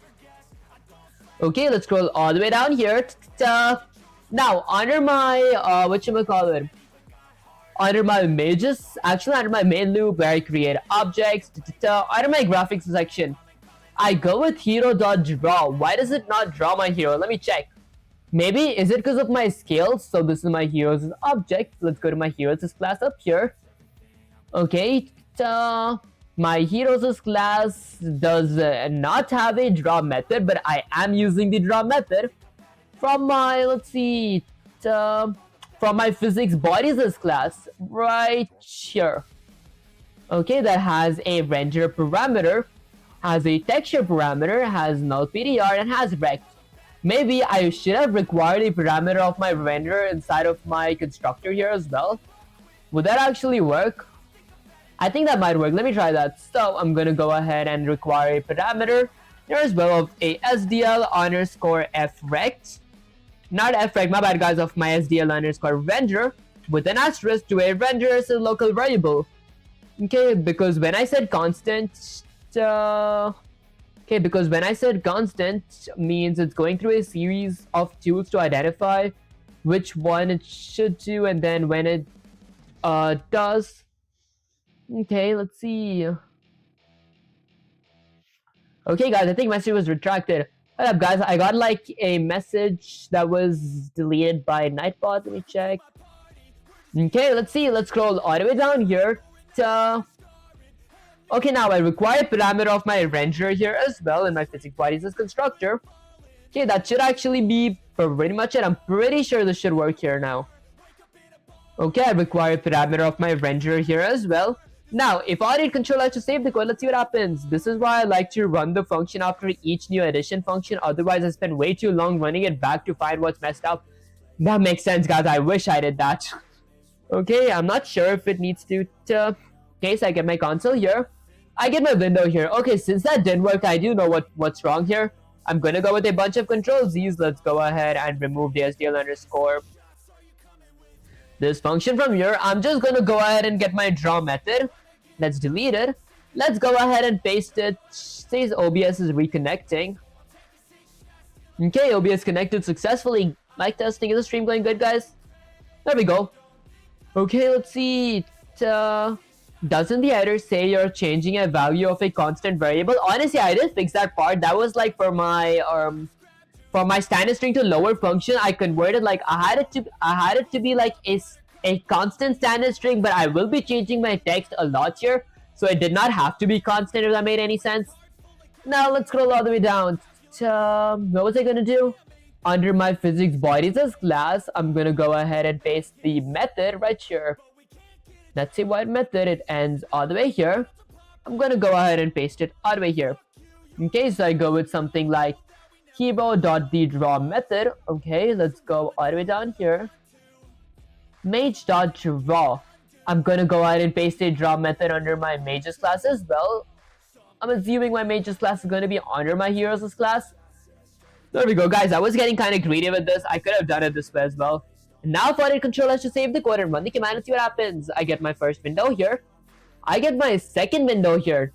Now the second issue could be, whatchamacallit, could it be because of the positions that I've said that my PNGs are not being shown on my window? Because I did present my renderer on my screen. Okay, so I presented my renderer on my screen. I apply gravity. Is it because of my landing? I don't think it's because of my landing, because I would have been able to see my mage as well. Is it because of their size? I don't think it's because of their size. Then it might be because of one flaw in their function. Okay, so x-axis 600, y-axis 700, scale stuff. My position is wrong. Hahaha, greedy code, guys. That did make sense. I was actually trying to like make my main function completely dependent on my classes here. I think that was a really bad call. Okay, that's it. Let's see. So I have a key events as function. I'm assuming that should I just go ahead and add all this inside of my inside of my event loop here, because I thought I could have done it without adding it in my event loop. But before I actually do add it in my event loop, I want to go with Control C, copy that, get some CSS.GPT here. I want to see that if it can be fixed without actually adding it inside my main loop. Actually, inside my event loop, let's say something like, let's say I feel like I was being too greedy when writing my code. I wanted to keep my main loop or my main function clean, so I used classes to do most of my stuff, but I feel like it's kind of backfired because I don't see my PNGs at all. Should I go with textures? Save first, then try? Honestly, I did like save my code. That said, people, you didn't get greedy. You got ambition poison and start swinging C++ like it was a toy. Your stream can see it. Your compiler can feel it. Your sensei can smell it. But don't panic. Your class design is not the problem anymore. The problem is 100% predictability, and it hits every beginner who tries to organize too early. Your textures are invisible because you're calling SDL_get texture inside your physics body constructor before you load the texture, meaning textures uninitialized garbage. So textures with width and height becomes garbage. Okay. Guys, why does that actually make so much sense? I should have actually thought of that part. So what basically was wrong here? I was getting really greedy, guys, here. So I gotta go ahead and copy my textures with width and height variables here, or the section from here. Gotta delete that from here. And I might just require a parameter which is going to be rect.x-axis equals to x-axis, a rect, okay, ending with a semicolon, and then rect.y-axis equals to y-axis, ending with a semicolon. The Mao Sensei word is hilarious, guys. That does actually make sense. That's it. Let me scroll all the way down. Now, the reason I was getting really greedy was because before I draw my texture, I gotta go ahead and get my textures as width and height. So I'm gonna go ahead and paste this here. Now I get my textures as width and my texture as height. Although the scale parameter is inside my constructor, so let's go ahead and copy this part again. I'm gonna go ahead and copy that, delete it from here. I'm gonna paste it inside my constructor right here. So once I load my physics bodies as texture, I want to go ahead and get my textures as width and height. There we go. Rect.x-axis and rect.y-axis is already set, and my texture and width and height is the only thing that I might need here. Okay, now this should actually display my it should display my window on my screen. Actually, my PNGs on my screen. I'm gonna copy this though and paste it for my mages class as well. Let's go all the way here and then paste it right there. And now I've added Control S to save the code and run the command. Let's see what happens. So I have my actual textures now. I get my first console here, and I get my window, here. This is my player that can move, that can jump. Guys, the jump is perfect as well. It's just my mage's position. If you guys can see my mage, he's like, the head is shoved right under my floor, guys. I gotta fix that part real quick. Let's change my mage's position real quick. So under my mage's constructor, I might change my y-axis to be something like let's go with something like 100. Okay, excuse me, guys, and then I ended with a semicolon. Now, if I Control S to save the code and run the command, let's see what happens. I'm not going to be getting in my console. I'll just get my window here. There we go. So there is my massive mage up here. I'm going to go ahead and apply gravity for my mage, so my mage does fall down as well, since he is an entity and he is affected by my physics body. So I might go with something like mage.apply gravity. There we go. With a pair of parentheses that does require floors as y-axis parameter, ending with a semicolon. Now, if I did Control S to save the code and run the command, let's see, can I get my players down before the gravity affects them? There we go, perfect, guys. Maybe I want to get my mage a little lower. I definitely want to get my player a bit lower, because like I feel my player is like a bit above my my floors. So I might exit my window, scroll all the way up here till my apply gravities is landing function. I'm gonna go ahead and check if my rect.y-axis plus my rect.height of my players' height is either greater than or equal to my floors' y-axis. Let's go with something like plus 10. Then I'm gonna do this and also add this with 10.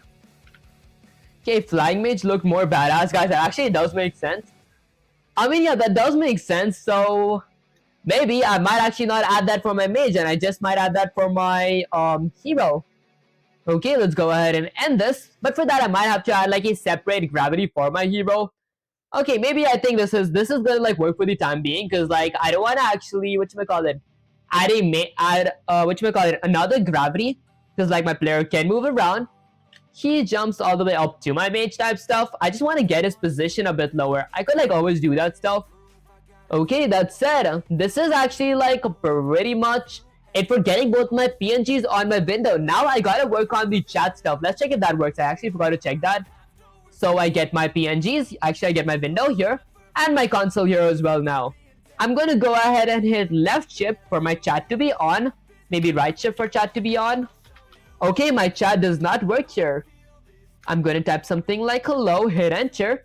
Nothing displays on my window, so let's go ahead and fix my chat section now as well. Okay, a flying mage makes it more complicating. That actually does make sense.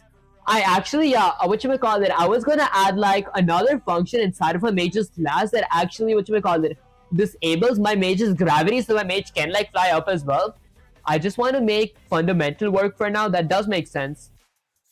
Okay, now let's go ahead and fix my chat classes, my chat displaying on my window. So I display my chat on my window here, what is this function called?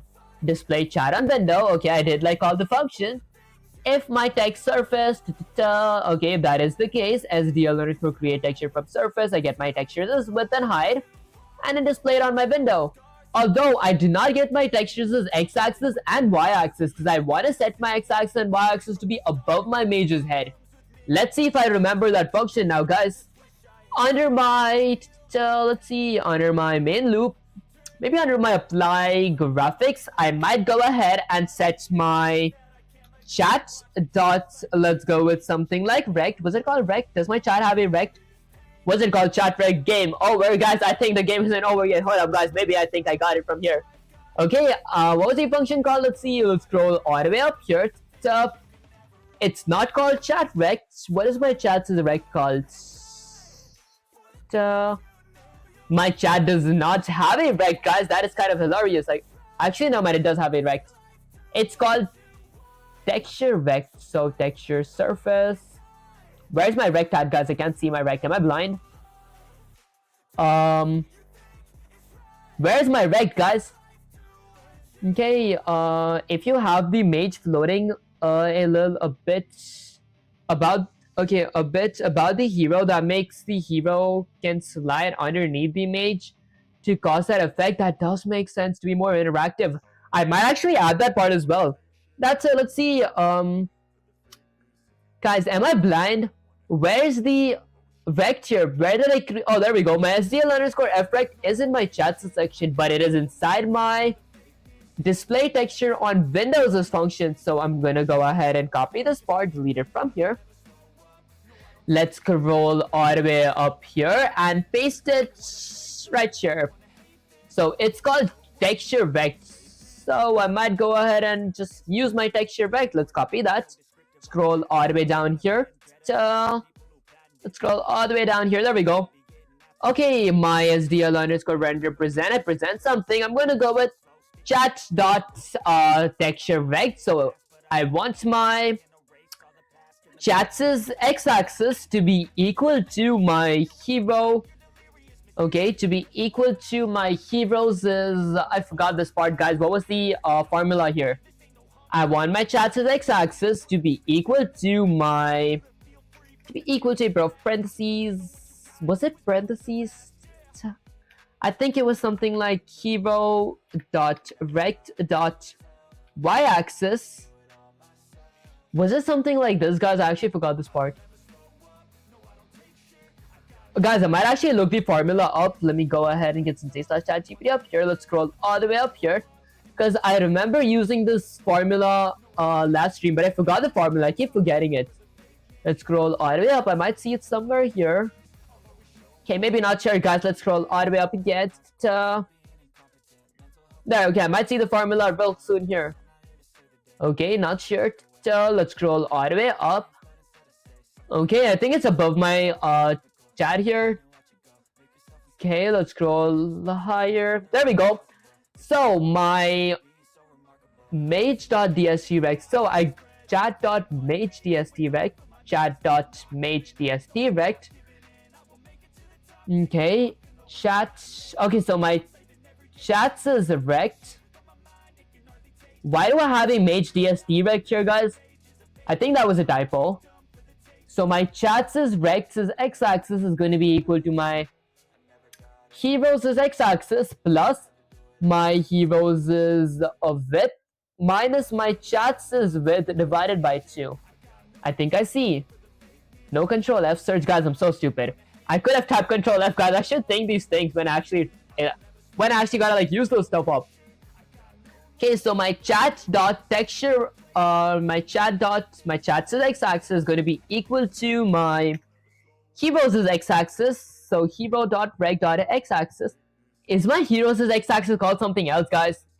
This is getting kind of tedious, I think. Okay, instead of protected, I'm gonna go with something like public. Now everyone can inherit these properties from here. So I'm gonna scroll all the way down here. I should be able to use this. There we go. My hero dot rect dot x-axis is going to be increasing by, let's say, something like my hero dot rect dot width minus my chat dot texture rect, my chat is rect, okay, dot width divided by 2. Okay, perfect. Ending with a semicolon. Once I'm done with that, I'm gonna do the same thing for like y-axis. I'm gonna go with something like my chat is rect, so chat texture rect dot y-axis is gonna be equal to, I feel your pain, bro, guys, that's really awful. Okay, I'm gonna go with something like hero rect dot y-axis. I'm gonna be this time subtracting that. I forgot the formula for the second part, guys. I need to memorize the formula. I feel it's gonna be really useful in the future. So my mate, my heroes is y-axis minus my chats is y-axis. So I'm gonna go with my heroes is y-axis minus my chat dot texture rect. There we go, chat dot texture rect dot y-axis minus 10, ending with a semicolon. Now, if I need controllers to save the code and run the command, let's see what happens. I get my console here, and I get my window here. Now, let's see. If I were to hit left shift to enable my chat, I say something like hello. Okay, I think it was right shift to enable chat. I say something like hello. Is my chat being displayed anywhere on my screen?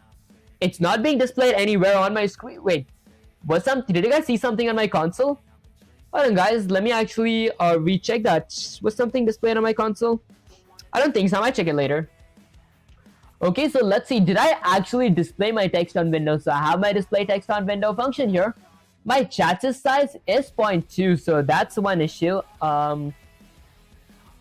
Do I want to change my chat's scale to be something like 0.1, which is 0.1 of its original size? Let's scroll all the way up to my chats. Okay, let's scroll all the way up here to my chats class. Now, when I actually do create my window, where do I create my window? I mean my chat. Where do I display it on my screen? Chat on. I added a condition that turns that to be true and turns that to be false. Okay, here's the thing. Would it work if I did not have this boolean variable here? I might have to try it without that as well. As annoying as it gets, guys. Hold up, guys, I'm not checking. Okay, I think I see where I messed up. Maybe because in my main loop, like when I go to my main loop here, okay, my main while loop, I have my boolean of chat on inside of my while loop, so that changes to be false every iteration.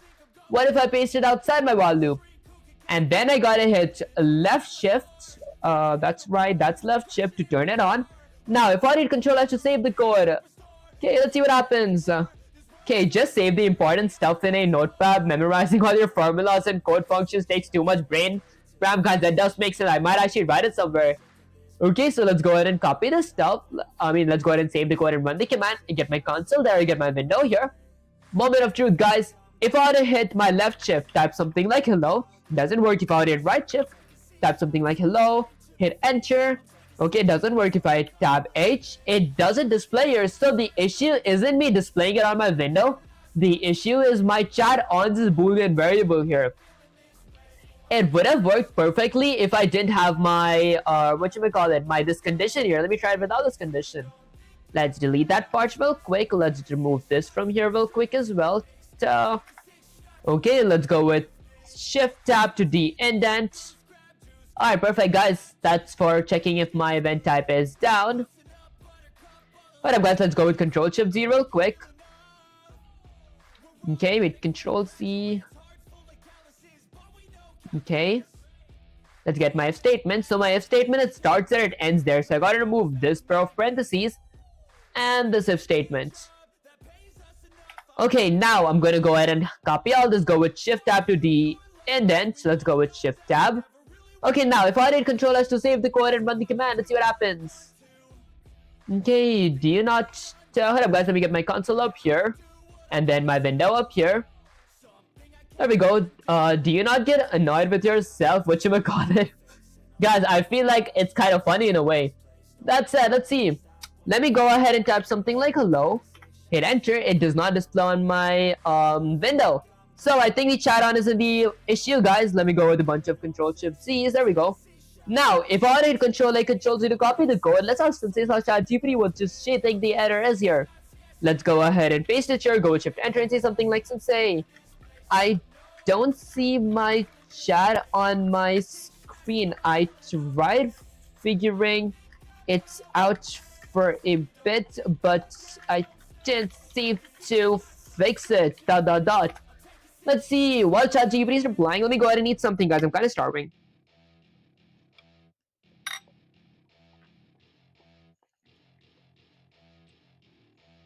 People, what?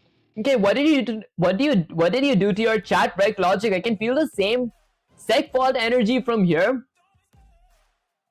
Ask AI before you destroy code. That does make sense, guys. It's a bad habit, honestly, is it? I mean, I do use ChatGPT just to like figure out stuff, and I actually can't figure it out after trying for a while type stuff, or when I want to learn something new. Your chat is rendering, but its position math is broken. That it's drawing somewhere in the fourth dimension. We're fixing this right now. Was my formula wrong, guys? The real problem, this demon right here, guys, did I actually mess this up? Line 1 is weird. Line 2 is a war crime. You're subtracting chat.texture rect from hero's y-axis, even though texture rect.y-axis was never initialized, so it contains random memory. That means the chat bubble is being teleported to positions like y equal to 100 minus 495834.23 minus 10. Bro, ChatGPT is killing me with these responses, which becomes y equals to somewhere in Antarctica. That's why you won't see it. How to fix? Okay, the fix you need: set the chat position using input text, texture only size. Don't subtract uninitialized garbage. Replace these two lines: chat.chat. Okay, replace this line with chat dot my chat's x-axis equals to my hero's x-axis plus my hero's width divided by 2 minus my chat's width divided by 2. I see. Isn't this like the same exact thing that I did though? Okay, damn, it's a bad habit to say whatchamacallit. Are you dumb? Oh, honestly, guys, is it? Because I don't know where I heard it. Why this works? Center chat above the hero position uses currently updated width and height, no initialized memory, no math from the void. One more thing, people. Inside the display text on window, you never set textures x-axis and y-axis, meaning that whatever random RAM is laying around, so fix it properly. Do not move the chat during render, move it before render, after hero moves, which you already do good. Just use the correct math, syntax command, apply the fix, run the code, your chat bubble will appear instantly. Okay, guys, just to save some time, I'm gonna be actually copying this part because I want to actually paste and check that if it works first before actually like going back and forth and tapping it out. Because I feel it is the same exact thing as what I did before. If I hit Control S to save the code and run the command and see what happens. I get my console here. I get my window here. Because guys, if this was supposed to work, I would have at least seen whatever I type on my in my console. If I hit right shift, type something like hello, it displays only you on my window. If I go with left shift and type something like something like hello, it doesn't display. Okay, if I hit enter, doesn't work. If I hit right shift and I hit enter, that works. If I hit something like FG, make that big. Okay, that part doesn't work. I think I understand why. When I like draw my chat so all the way up to my chats class, guys, I see some progress here. Above my chats class, I draw my chat, okay? And then I just draw my texture. Now this whatchamacallit dude is pretty annoying. Bye. Honestly, I appreciate you sticking through a stream, Lan. I'll catch you next stream. That's that. Let's see. Okay, so I have a bag. I have you display the input text that I want to display, standard and line, and then I go with input text dot clear. Okay, I think whatever I type is gonna be displayed in my window here, and then I lowercase everything I type. I mean, isn't it like correct what I did here? I see some progress, but I don't know if it's like really stuff changing progress. Okay, I have a display history here. I didn't use my display history as this function. Let me go ahead and use that function real quick. Okay, maybe I might use my display history under my graphics, so I'm gonna go with something like my chat. Damn, some people be pretty long good villains in my opinion. That does make sense. It's Iron, not LAN. Oh, honestly, I thought it was I. Okay, I'll get you next stream, Iron. That's it. I'm gonna go with something like chat dot control space to get my function name here. Display history. Now my display history is a method requires two parameters. First is going to be my event variable. Second is going to be my chat on. So I'm going to go with something like my chat on variable, ending with a semicolon. Now, if I need controller to save the code and run the command, I should be able to see my histories. Okay, so let's get my window up here. Let's go ahead and on my chat type something like hello, hit enter. It says only you, but now if I close my chat by hitting my right shift, if I tab and H, it does not display my histories up here. Might have to look into that part as well. Let's see. Because I knew my function here was not the issue, because this is the exact same function as what I wrote before. Okay, although, what's the issue here then? Let's think. Maybe my chat is not displaying because I don't really display it.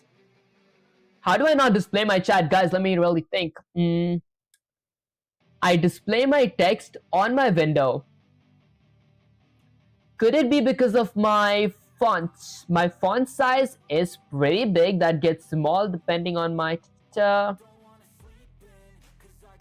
Maybe my chat is really small that I can't even see it on my window. What if I go with something like 1?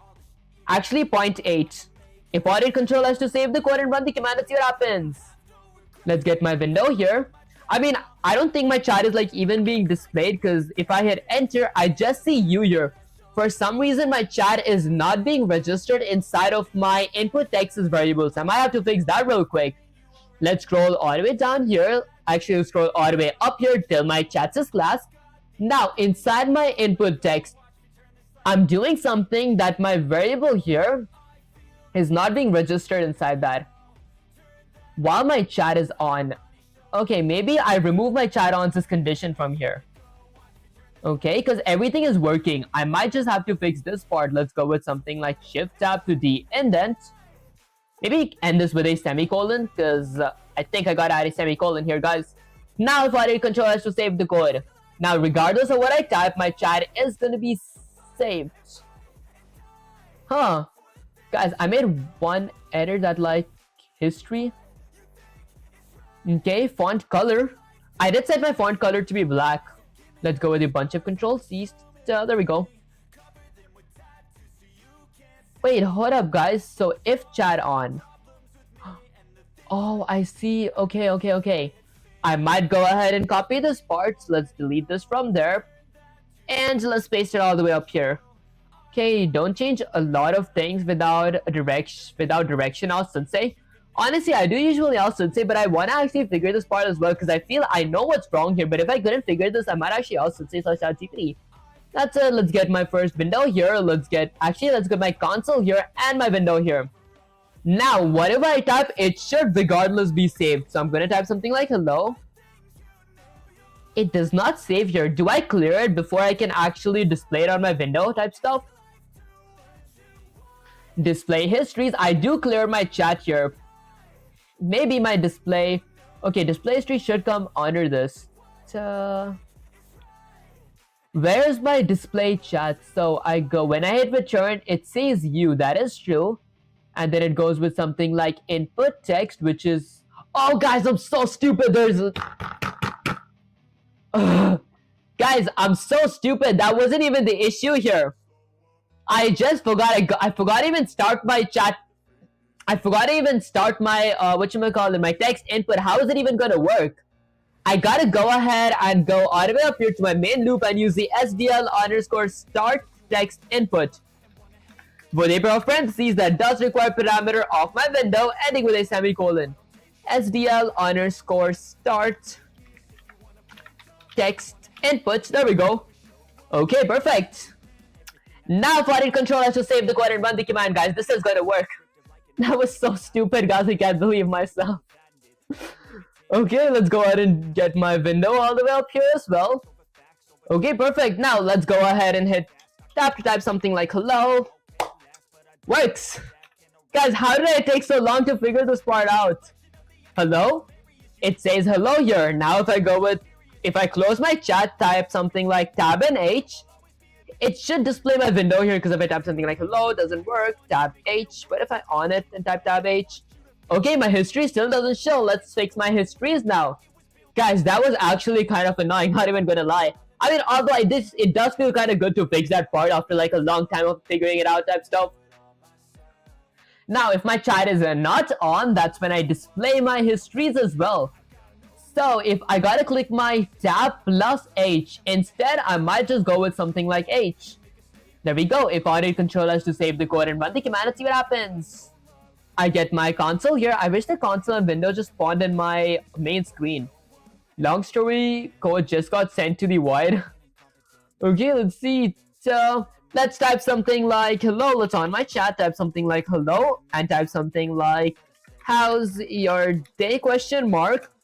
And then let's hit enter. Guys, did my screen freeze or something? Hit enter. Okay, for now just one chat is being displayed on my window. So gotta fix that as well. Maybe to fix that, all I gotta do is get my let's scroll all the way down here to my main function. Actually, my main loop. I'm gonna get my chat on inside my loop because I want to change it every single iteration. So I'm gonna go ahead and paste it here. Now if I did Control S to save the code and run the command, let's see what happens. I get my first window here. Actually, I get my console here and my window here. Let's type something like hello. Okay, my chat on should be outside my loop. I see. Then why can't I just type like one text and send it on my window? Why not multiple? Am I doing something wrong here? Let's scroll all the way up. So I have two variables here. The first, actually I have like key event that checks if my user, this is for my automation, so it might not be this. Let's scroll all the way up here.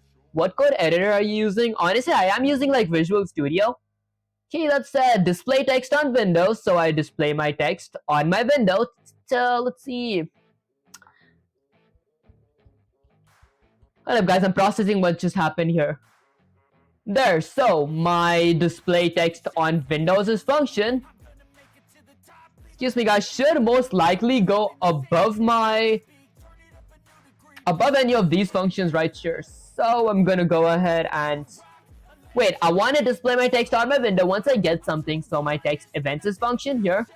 After my text events is function, I want to go ahead and display my text on my window, and then I want to also display my text's history.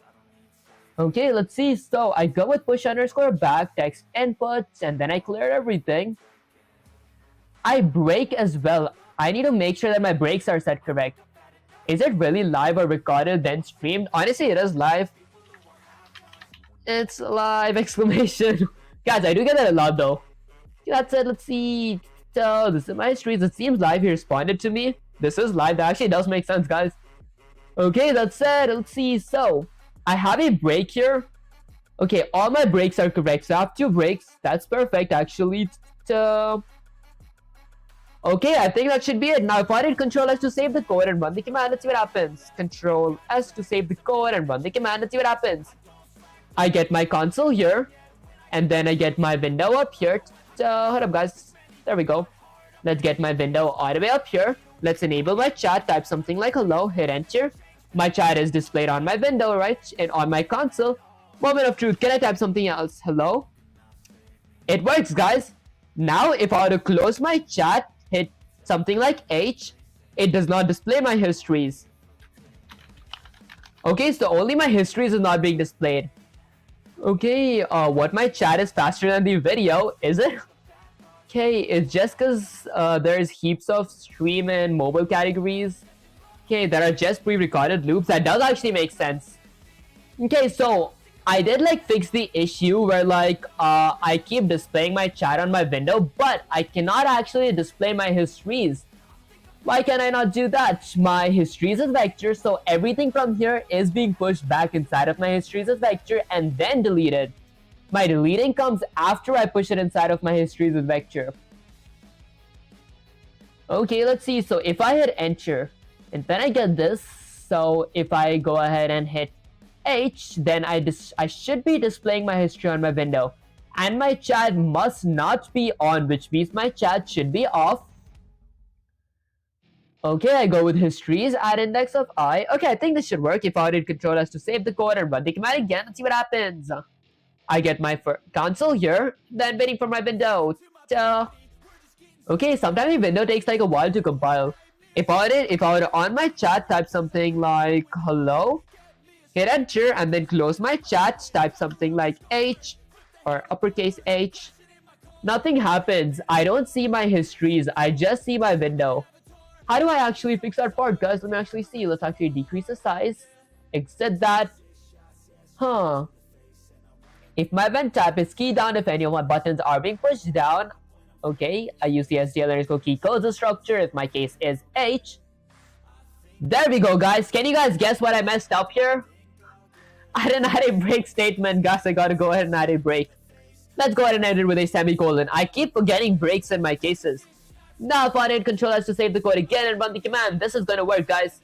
I'm pretty sure it does. So I get my whatchamacallit, my console and my window here. Let's type something like hello. If I will close my chat and type something like H, okay, the break was not the issue. If I hit H, it does not display my window. Actually, it does not display the standard console output. Maybe, is it because my chat is set to off here? I have my chat set to on up there. So if my chat is not on, should I learn coding or wipe coding is fine? Honestly, I would like actually I'm pretty sure wipe coding is like just copying code from AI and like pasting it on your actual program type stuff. Fact check me, guys, though. I didn't like completely research in wipe coding, but I would recommend to actually learn coding where you understand what happens and you can literally like type stuff and you know what's actually going on in the code when you actually read it. One step forward, two step backwards. Guys, that does make sense. What am I messing up here? Let's think. If my chat is on, only if my chat is not on, I want to be displaying my histories up here. Okay, maybe I go ahead and copy my display histories. Okay, here's the thing. I save everything inside of I push everything back inside of my histories vector up here. So everything should be saved and then I go ahead and clear it. What if I didn't clear it at all? Would it like change something? I think it would like make this like even worse, but still, let's think. Always good to know what you're doing now. That does make sense. I'm making a startup. It's kind of hard. Learning would take time. Honestly, even if it does take time, I would say it's like really, really worth it. Like it took me like about 80-ish days to get like where I am right now in C++. It might take a bit less for you guys if you guys are like natural when it comes to coding type stuff.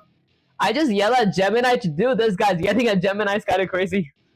Okay, that said, learn as you go. That does make sense. No matter if we wipe code or we like code regularly, as long as we actually understand what we're doing and we like learn something from it, that does make sense.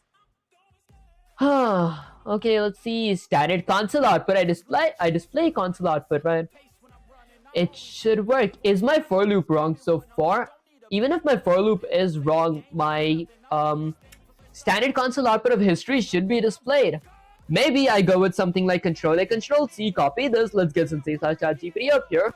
Let's go ahead and paste this. Go with enter and say something like, say, the reason my text was not displaying was because I did not start my text input using, let's say something like SDL_start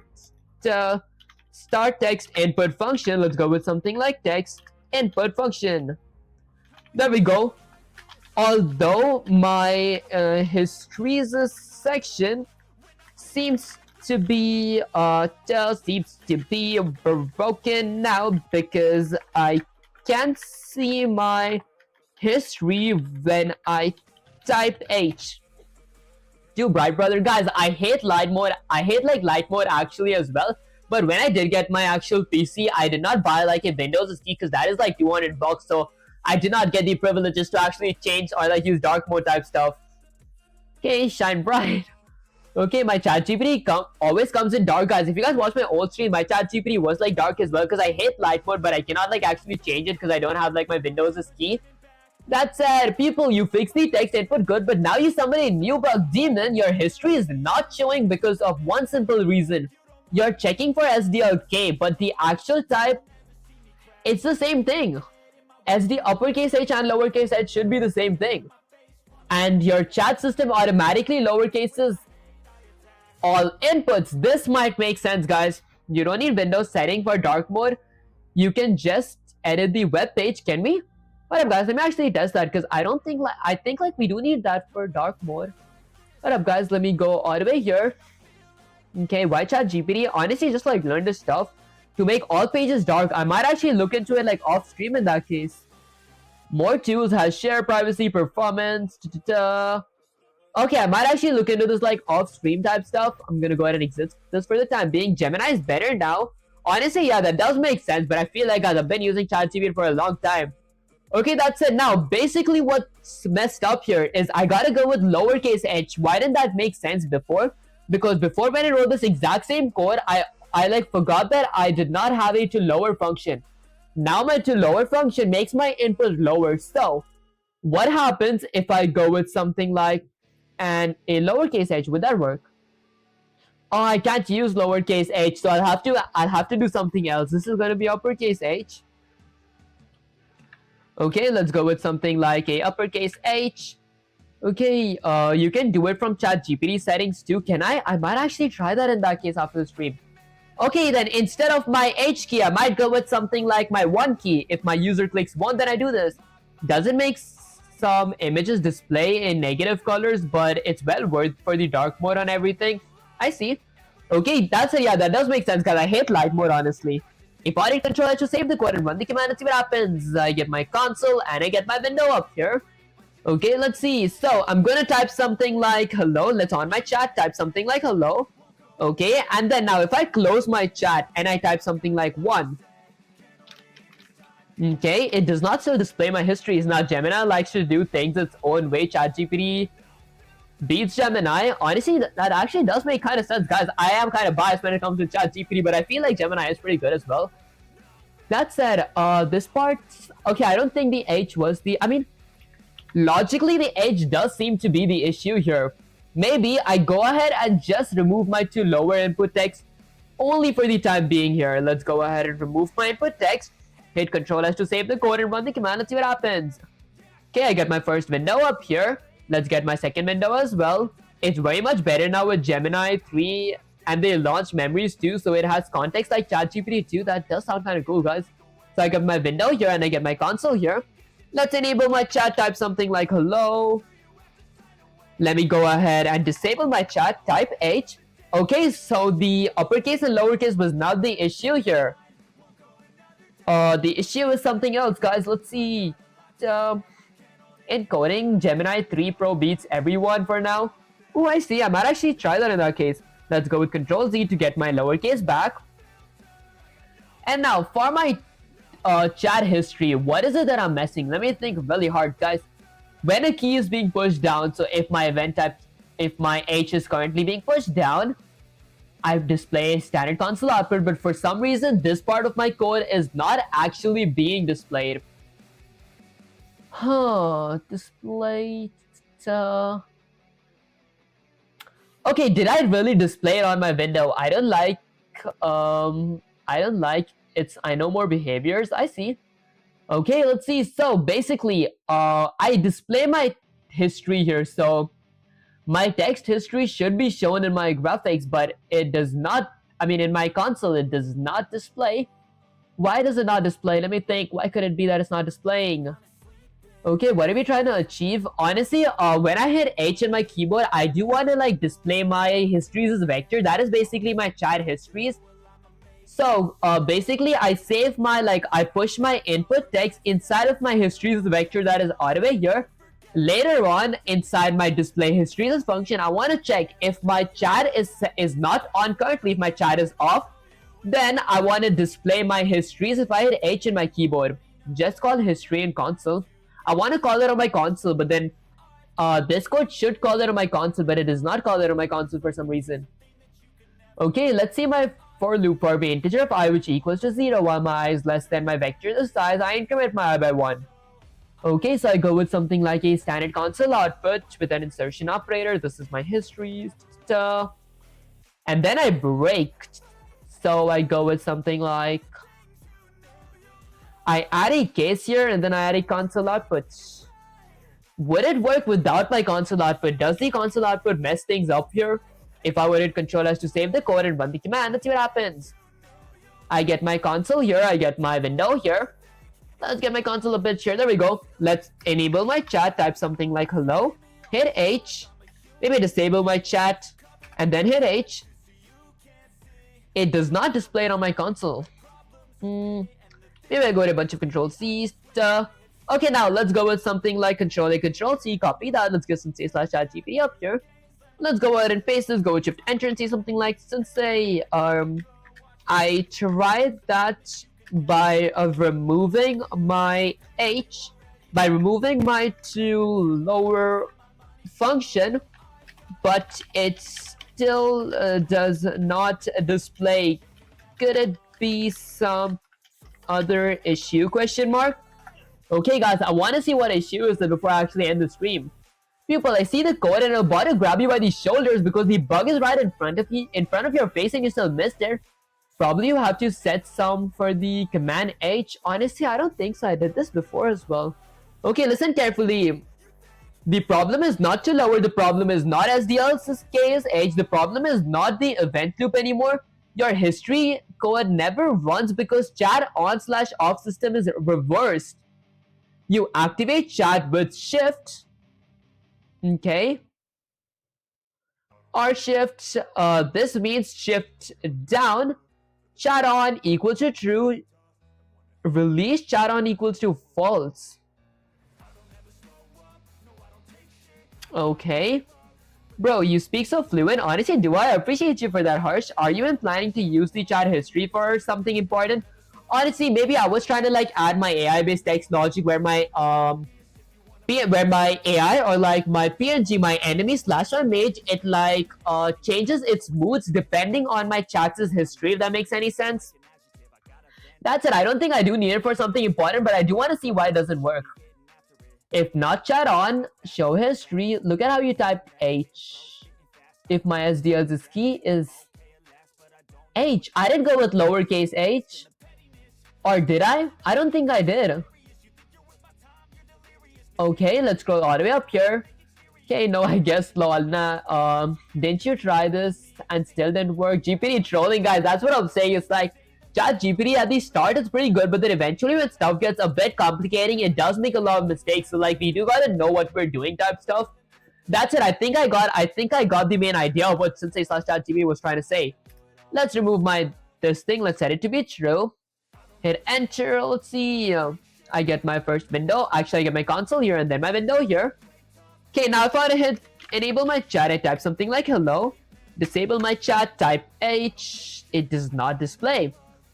Might have to look at this off stream, guys, because I have been streaming like for 3.5 hours. I do want to actually, whatchamacallit.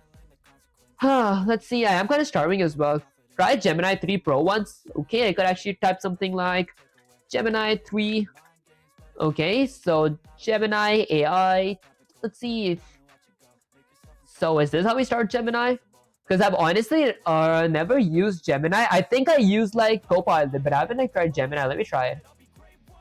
Okay, let's go with something like Google.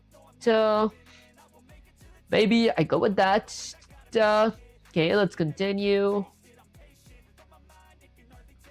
Okay, guys, it's like Gemini Premium type stuff because it says like like $20 for a month type stuff. Might have to skip that part. Wait, did it say Nano Banana? Okay, I might actually look into it later. In that case, you should have a master prompt in a note which explains the prompt, and when he got dumb, just change conversations. It's needed, even Claude needed. That does make sense.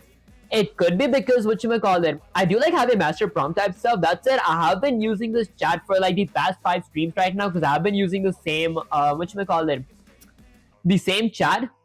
Okay, try printing out what the value key is before going into switch statements. That does make sense. Okay, I didn't actually print that, but for some reason my H is not executing because I don't even see my regular standard console output here. use official site. I might actually do that next stream, because this stream, guys, I feel like I gotta go right now. Let's see. Gemini's expensive. That does make sense, guys. Like 20 bucks for like a month is actually kind of crazy. Let's see. So I go with something like history.size. I increment my by 1 and then his standard console output. Let me think really hard. What is going on? I mean, oh wait, maybe if I run the code, guys, I was actually thinking something. Hold on, guys, it might be a really silly mistake from my part. If I enable my chat, I type something like hello, I type something like hello again, okay, and then I close my chat, type H. That doesn't work. Could it be because my chat is not being turned off? It is actually being turned off though. Yeah, because your history is only printing if that matches the SDL's KH. That does make sense. Okay, just try once, you'll find the solution instantly. It's free Gemini Pro for 12 months for students. I see. I might actually look into that after the stream. Gemini's free in anti-gravity, but it's full wipe code. I don't recommend it. Honestly, in that case, I might actually use it. Oh, I do know where I'm messing up now. Guys. Maybe I go ahead and copy this entire event type. Okay, delete this from here. I mean, I know this part is not like actually recommended type stuff and all that, but let me copy this real quick. Okay, let's go ahead and delete this section. I'm gonna be pasting this inside of my event loop. You just gotta search Gemini Google. I might actually look into that though. Okay, so I'm gonna remove my display histories from here. And let's paste that all the way here. Okay, so I'm gonna go ahead and paste that all the way here. Now this is my histories.size, so I might go with something like chat.history.size. Okay, and then this is going to be my chat.history at index of I. Okay, now to get that, I can use my history because this is private data member, so I'm going to go ahead and copy that, delete it from here, and paste it here. Did I run the code somehow, guys? Let's go ahead and exit that. I want to go ahead and paste that here. Now let's scroll all the way down. He said next stream, bro. Stop trolling him, bro. Try it once. Honestly, I do like actually try it, but then whatchamacallit, I need to actually like learn a few basics or something before I actually do, like, because before I start my stream, like the programming content aside, I do actually prefer getting some knowledge before starting it out. Okay, that's it. I get my first window here and I get my second window here. Let's enable my chat, type something like hello. Okay, I have my console up here, displays hello. Let's go ahead and close my chat and hit H.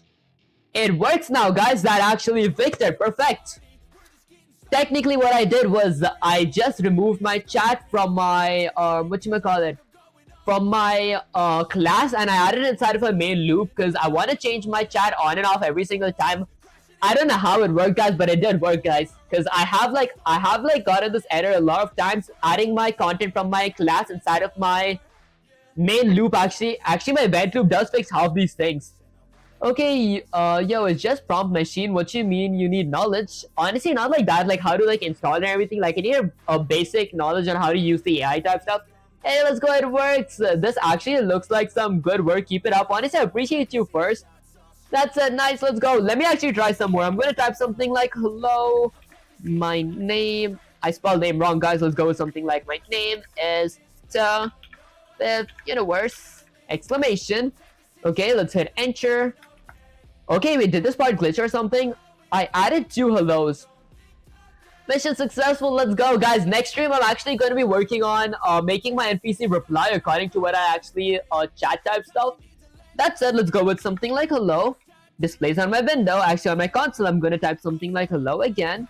Displays on my console, I'm going to type hello again. Displays on my console, let's say something like my name is. Displays on my console. I'm going to go with shift, disable my chat, type H. That displays my history, which says hello, hello, hello, my name is. Now, I want to on my chat again, type something like hello. Okay, perfect, it works. Go with H. Disable my chat and type something like H. Perfect, guys, it actually works. This is kind of nostalgic now for some reason. Okay, that's it. I'm going to go ahead and go with Control-A, Control-C. Whoops. Go with Control-A, Control-C. Copy that. Gets it /chat here. Let's go ahead and paste it. Go with Shift Enter and see something like should say, it works! Exclamation. Okay, that said, I am actually planning to end the stream right now because I am kinda exhausted. Okay, guys, I have been streaming for like 3.5 hours. That said, before I do end the stream, is there anything that you want to say to the viewers? Question mark. Okay, how did you start that project in the beginning? Did you ask ChatGPT or did you watch tutorials? Honestly, I just did it like I knew like what I wanted to do. Like firstly, I wanted to load PNGs, I wanted to add text logic. So depending on that, I did like add everything. Like once I do end the stream, if you go to the very beginning of my stream, I did like write the project from scratch all the way from there. That's it. What's the final goal for this project? Honestly, the final goal for this project is like my NPC, it replies depending on its mood. So my mood changes depending on how my chat's history was going. So if my histories had more hellos, my mood is going to be neutral, not too bad, not too good. If my chat had more, or if my histories had more attack stuff, like more like my player tries to attack my mage and everything, my mood is going to change from neutral to angry, and it's going to reply depending on that type of stuff. If that makes any sense, guys. Although that does sound kind of complex, I might continue this next stream. Okay, props both. He said it took him 80 days to learn what he knows so far. I think honestly I did.